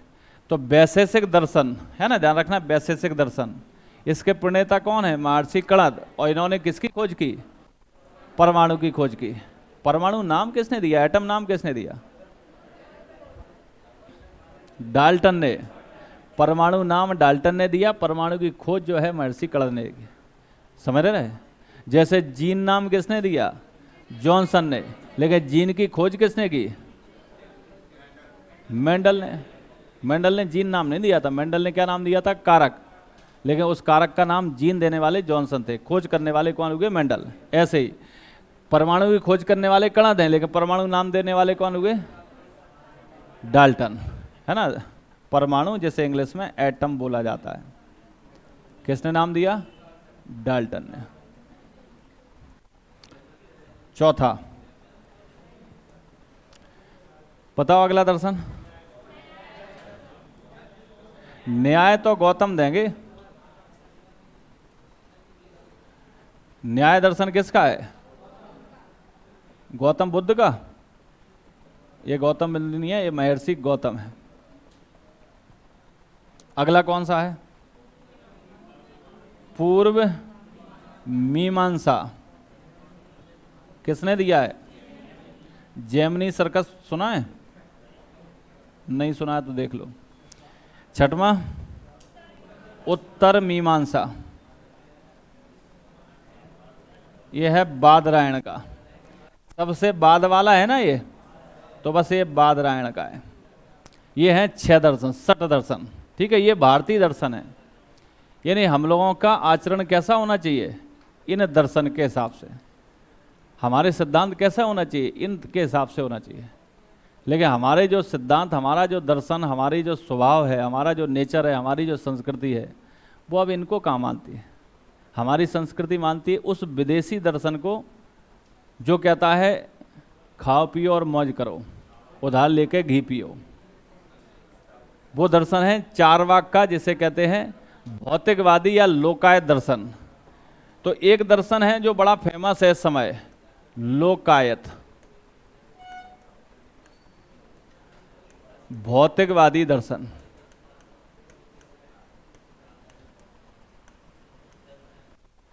और ये दर्शन भारतीय दर्शन नहीं है, ये यूरोपीय दर्शन है। और यूरोप किधर है? पश्चिम में है, तो इसे कहते हैं पाश्चात्य दर्शन। और ये पाश्चात्य दर्शन, लोकायत, भौतिकवादी दर्शन किसने दिया? चारवाक ने। किसने दिया? चारवाक ने। और चारवाक क्या कहते हैं? बोले इस दुनिया में आए हो तो मौज कर लो, ये कहते हैं। तो ये मौज मस्ती वाला दर्शन है। वो कहते हैं आपने अगर जन्म लिया है तो आप इसकी चिंता मत करो कि आपके पास क्या है क्या नहीं है, बस आप तो बस ये करो कि कैसे अपने आप को खुश रख सकते हो। बोले खुश रखने के लिए पैसा नहीं है, तो बोले उधार ले लो, कोई दिक्कत नहीं है। तो इसलिए उनका एक कोटेशन है, खाओ पियो और मौज करो, उधार लेके घी पियो। तो आजकल हम लोग यही तो कर रहे हैं, पूरी ज़िंदगी उधार की बना दी। और उधार देने वाले भी बैठे हैं, बैंक कहता है तुम तो आ जाओ, मोबाइल लेना है, पैसा नहीं है, कोई दिक्कत नहीं है, मोबाइल ले लो, पैसे हम दे रहे हैं। फिर ज़िंदगी भर आप जो है मोबाइल के पैसे चुका रहे हो। गाड़ी लेना है गाड़ी ले, घर लेना है घर ले लो, क्या लेना है आप तो बताओ, बस मौज करो, आप तो उधार हम दे रहे हैं। तो ये हमारा जो जीवन जो है वो अब कौन से दर्शन को ज़्यादा मान रहा है? बोले पाश्चात्य दर्शन को। और पाश्चात्य दर्शन किसने दिया है? ये दिया है चारवाक ने। उसका नाम क्या है? लोकायत भौतिकवादी।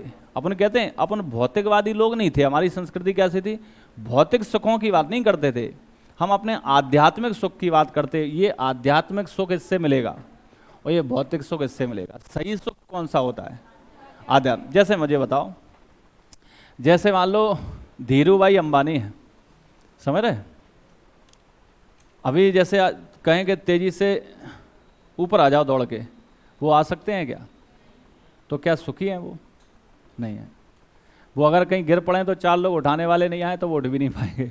और उनका बेटे को देखा है, क्या नाम उसका, भैया, उसका तो ऐसा शरीर है, और उससे एक बढ़िया स्लिम ट्रिम लड़की ने शादी कर ली। किस वजह से कर ली? कि पैसा है। तो पैसे के पीछे भाग रहा है वो दर्शन कौन सा है? ये भौतिकवादी, जो अध्यात्म की बात करता है, सुख शांति की बात करता है। और किसी व्यक्ति को अगर सुख है तो सुख क्या पैसे से मिलता है? नहीं। पैसे से बहुत सारी चीजें मिल जाती हैं, उससे सुख मिल सकता है, लेकिन अगर उस व्यक्ति को आत्मिक शांति नहीं होगी तो उसे सुख नहीं मिलेगा। आत्मिक शांति समझ रहे हो? जैसे चलो एक छोटा सा उदाहरण दे रहे हैं। जैसे आपको एक बढ़िया अच्छे बेड पे लेटा दिया, मखमल का गद्दा है जिस पे आप लेटे हो, लेकिन नींद नहीं आ रही, समझ रहे हो? उस पर नींद नहीं आ रही। और एक मजदूर जो दिन भर से थका हुआ है, वो इस पे भी लेट जाएगा, बड़ा चैन से सोगा, सुबह बिल्कुल उसकी फ्रेश जो है उठेगा, मजा आ गया, बोले उसे पता ही नहीं चला शरीर कहाँ था। तो सुख किसको मिला? बोले इस पे लेटने वाले को, जो मखमल के गद्दे पे लेटा उसको सुख नहीं मिला। तो सुख कब मिलता है? जब आत्मा को शांति मिलती है। कलेश होगा वहाँ पे कभी सुख नहीं होगा। तो कहने का मतलब यहाँ पे ये, हम प्रवचन नहीं देना चाह रहे, हम सिर्फ ये बता रहे हैं, 6 दर्शन में सिर्फ ये 6 दर्शन हैं, ये भारतीय दर्शन है, समझ रहे? ये कैसे दर्शन है? ये भारतीय दर्शन है। भारतीय दर्शन कितने हैं? 6। और ये कैसा दर्शन है? ये पाश्चात्य दर्शन है। और पाश्चात्य दर्शन भौतिकवादी दर्शन है, और अपना आध्यात्मिक दर्शन है। तो ये दर्शन याद कर लेना, ठीक है? चलो आगे बढ़ते हैं। अब बात आती है स्मृति ग्रंथ। स्मृति ग्रंथ, स्मृति ग्रंथ में सबसे इंपॉर्टेंट कौन सा है? मनु स्मृति। और मनु स्मृति किसने लिखी? मनु ने लिखी। क्या लिखी? समाज की व्यवस्थाएं कैसे चलें, इसके लिए मनु स्मृति ने मनु स्मृति लिखी, जिसकी रचना शुंग काल में होगी आगे चल करके। और शुंग काल में ही तो ये थे, कौन थे? पतंजलि। तो मनु स्मृति रचने वाले मनु कौन थे? मनु क्षत्रिय थे। आधुनिक मनु किसे कहते हैं? डॉक्टर अंबेडकर को। आधुनिक मनु हम किसे कहते हैं? डॉक्टर अंबेडकर। चलो अब बात करते हैं पुराण। तो पुराण वैदिक कालीन रचनाएं हैं कि नहीं है? नहीं है। ध्यान रखना, पुराण वैदिक कालीन नहीं है। पुराण का मतलब है पुरानी कहानी। तो हमने पढ़े थे 4 वेद और 18 पुराण। ये 4 वेद तो वैदिक कालीन है, ये 18 पुराण वैदिक काल में नहीं लिखे गए, तो ये वैदिक कालीन नहीं है। 18 पुराण में सारे पुराण नहीं पढ़ना है, लेकिन कुछ पुराण हमें देखना है। जैसे पहला तो आता है कि पुराणों की रचना किसने की? लोमहर्ष और उनके पुत्र उग्रश्रवा ने की। लोमहर्ष और उनके पुत्र उग्रश्रवा ने इनकी रचना की। पुराण का शाब्दिक अर्थ क्या है? पुरानी कहानियाँ। 18 पुराण में कितने अवतारों का वर्णन है? विष्णु के 24 अवतारों का वर्णन है। क्वेश्चन आता है कि सबसे प्राचीन पुराण कौन सा है? मत्स्य पुराण। और मत्स्य पुराण में किसका वर्णन मिलता है? आंध्र सातवाहन का। आपने देखो शुंग काल में जब लिखे गए, और शुंग काल में पुराण वगैरह लिखे गए, स्मृति वगैरह लिखी है, और शुंग सातवाहन काल तो उसी समय का काल है ना, एक समय का। विष्णु पुराण में किस वंश की जानकारी मिलती है? मौर्य वंश की। और वायु पुराण में गुप्त वंश की। तो ये 3 पुराण बहुत आते हैं, है ना, और जिनमें पूछा जाता है। पुराण में की रचना करने वाले कौन थे? लोमहर्ष और उग्रश्रवा। सबसे पुराना कौन सा है? मत्स्य पुराण। किसकी जानकारी मिलती है? सातवाहन वंश।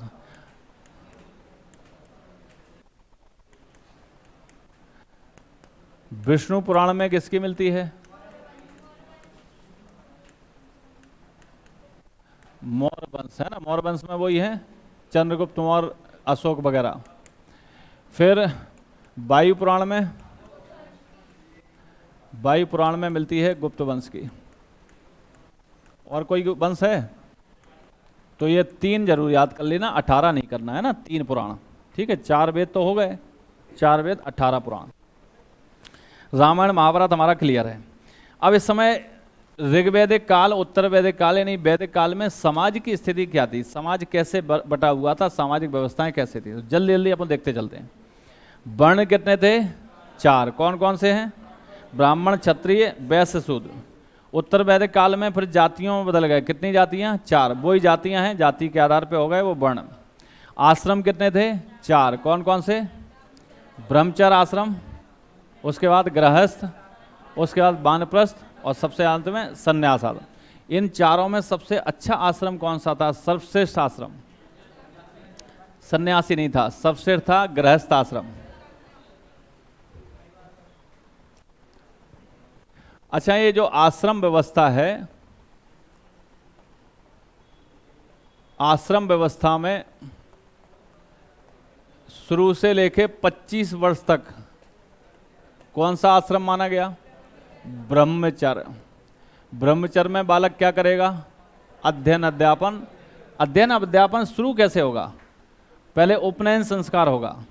उपनयन संस्कार ब्राह्मण बालक का 8 वर्ष में हो जाना चाहिए, क्षत्रिय का हो जाना चाहिए कितने वर्ष में? 11 वर्ष में, और वैश्य का हो जाना चाहिए 12 वर्ष में।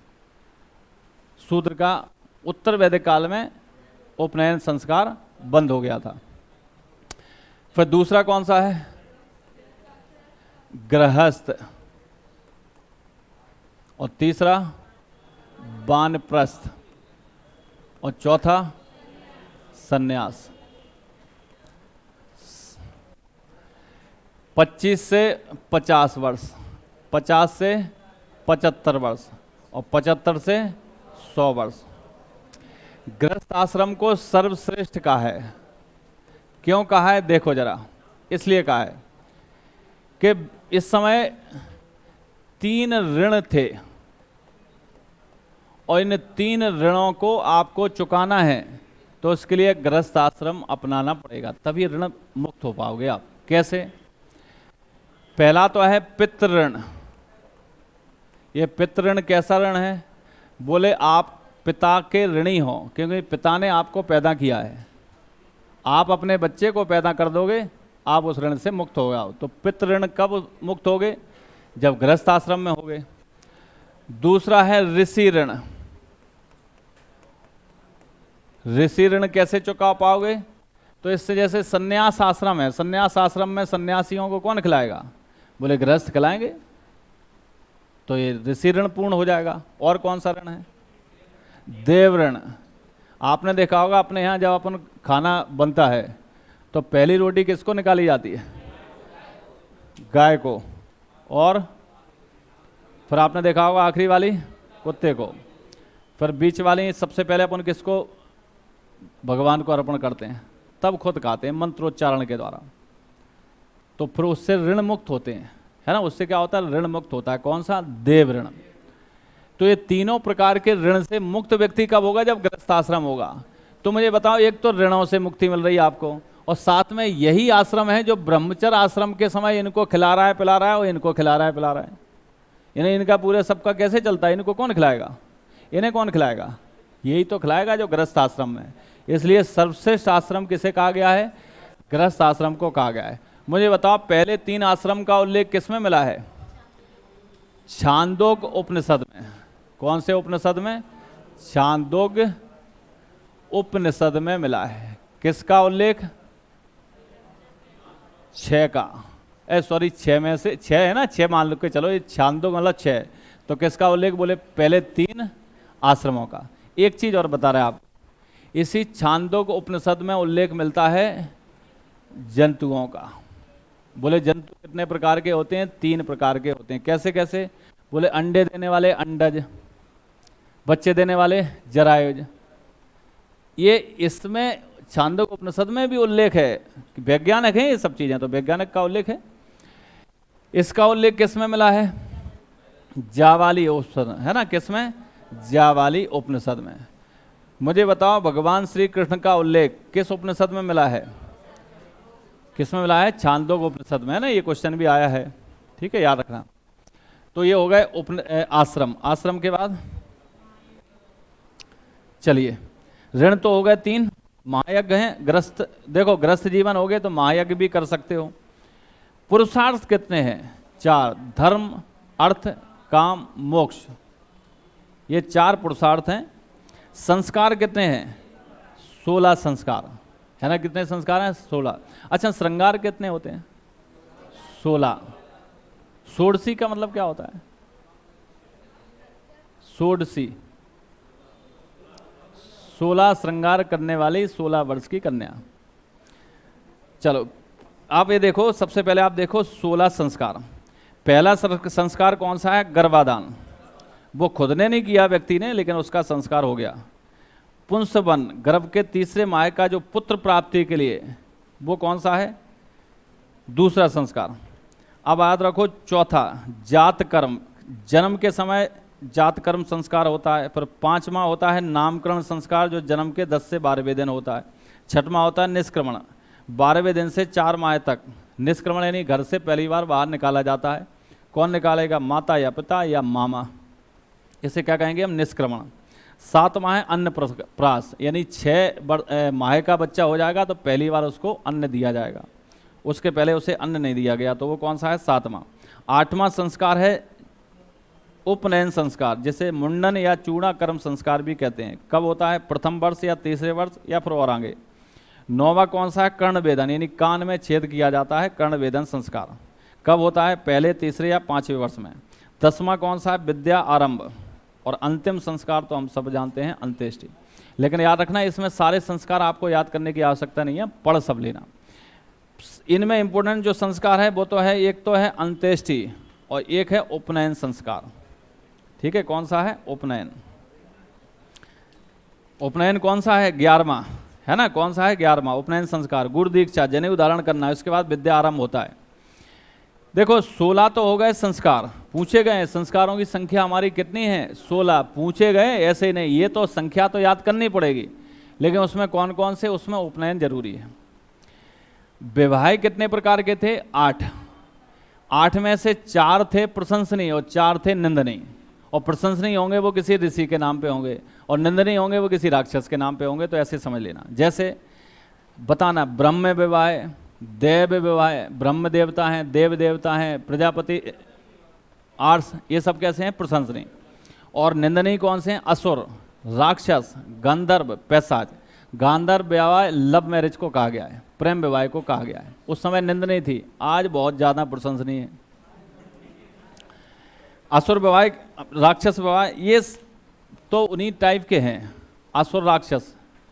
अब इनकी व्याख्या अभी नहीं कर रहे हैं। चलो, अब कई बार अनुलोम और प्रतिलोम विवाह पूछ लिए जाते हैं। अनुलोम क्या है? बस 2 मिनट लगेंगे। अनुलोम क्या है और प्रतिलोम क्या है? अनुलोम का मतलब है उच्च वर्ण का पुरुष और निम्न वर्ण की नारी से शादी करे तो वो कैसा हुआ? अनुलोम हुआ। और निम्न वर्ण का पुरुष उच्च वर्ण की नारी से कहे तो वो होगा प्रतिलोम। आचार्य किसे कहा गया है? जो निःशुल्क अध्यापन कराता है। अध्यापक किसे कहते हैं? जो जीविका के लिए अध्यापन कराता है। और उपाध्याय किसे कहते हैं? जो पेट पूजा के लिए अध्यापन कराता है, जिससे फीस मिले और अपना पेट पाले, उसे कहते हैं उपाध्याय। ठीक है, तो भैया फीस देते चलो जिससे हमारा काम चले। ठीक है, तो ये हो गया वैदिक काल कंप्लीट। ठीक है, ये उपाध्याय पूछा गया है। कहाँ पूछा गया है? ये पूछा गया है यूपी के एग्जाम में कि उपाध्याय का मतलब क्या होता है। उपाध्याय का वैसे शाब्दिक अर्थ है शिक्षक। उपाध्याय का मतलब क्या है? शिक्षक। तो यहाँ पे आपको वास्तविक शिक्षक पढ़ा रहा है, ऐसे ही नहीं है कि जबरदस्ती अपना लिया है कुछ भी। तो आपको बढ़िया मिलेगा कंटेंट्स, कोई दिक्कत नहीं। कल हमारे लिए सबसे महत्वपूर्ण टॉपिक है, ध्यान रखना, कल की क्लास मिस करना मत करना, क्योंकि जैन धर्म और बौद्ध धर्म की चर्चा होगी और इसमें से क्वेश्चन जरूर आता है।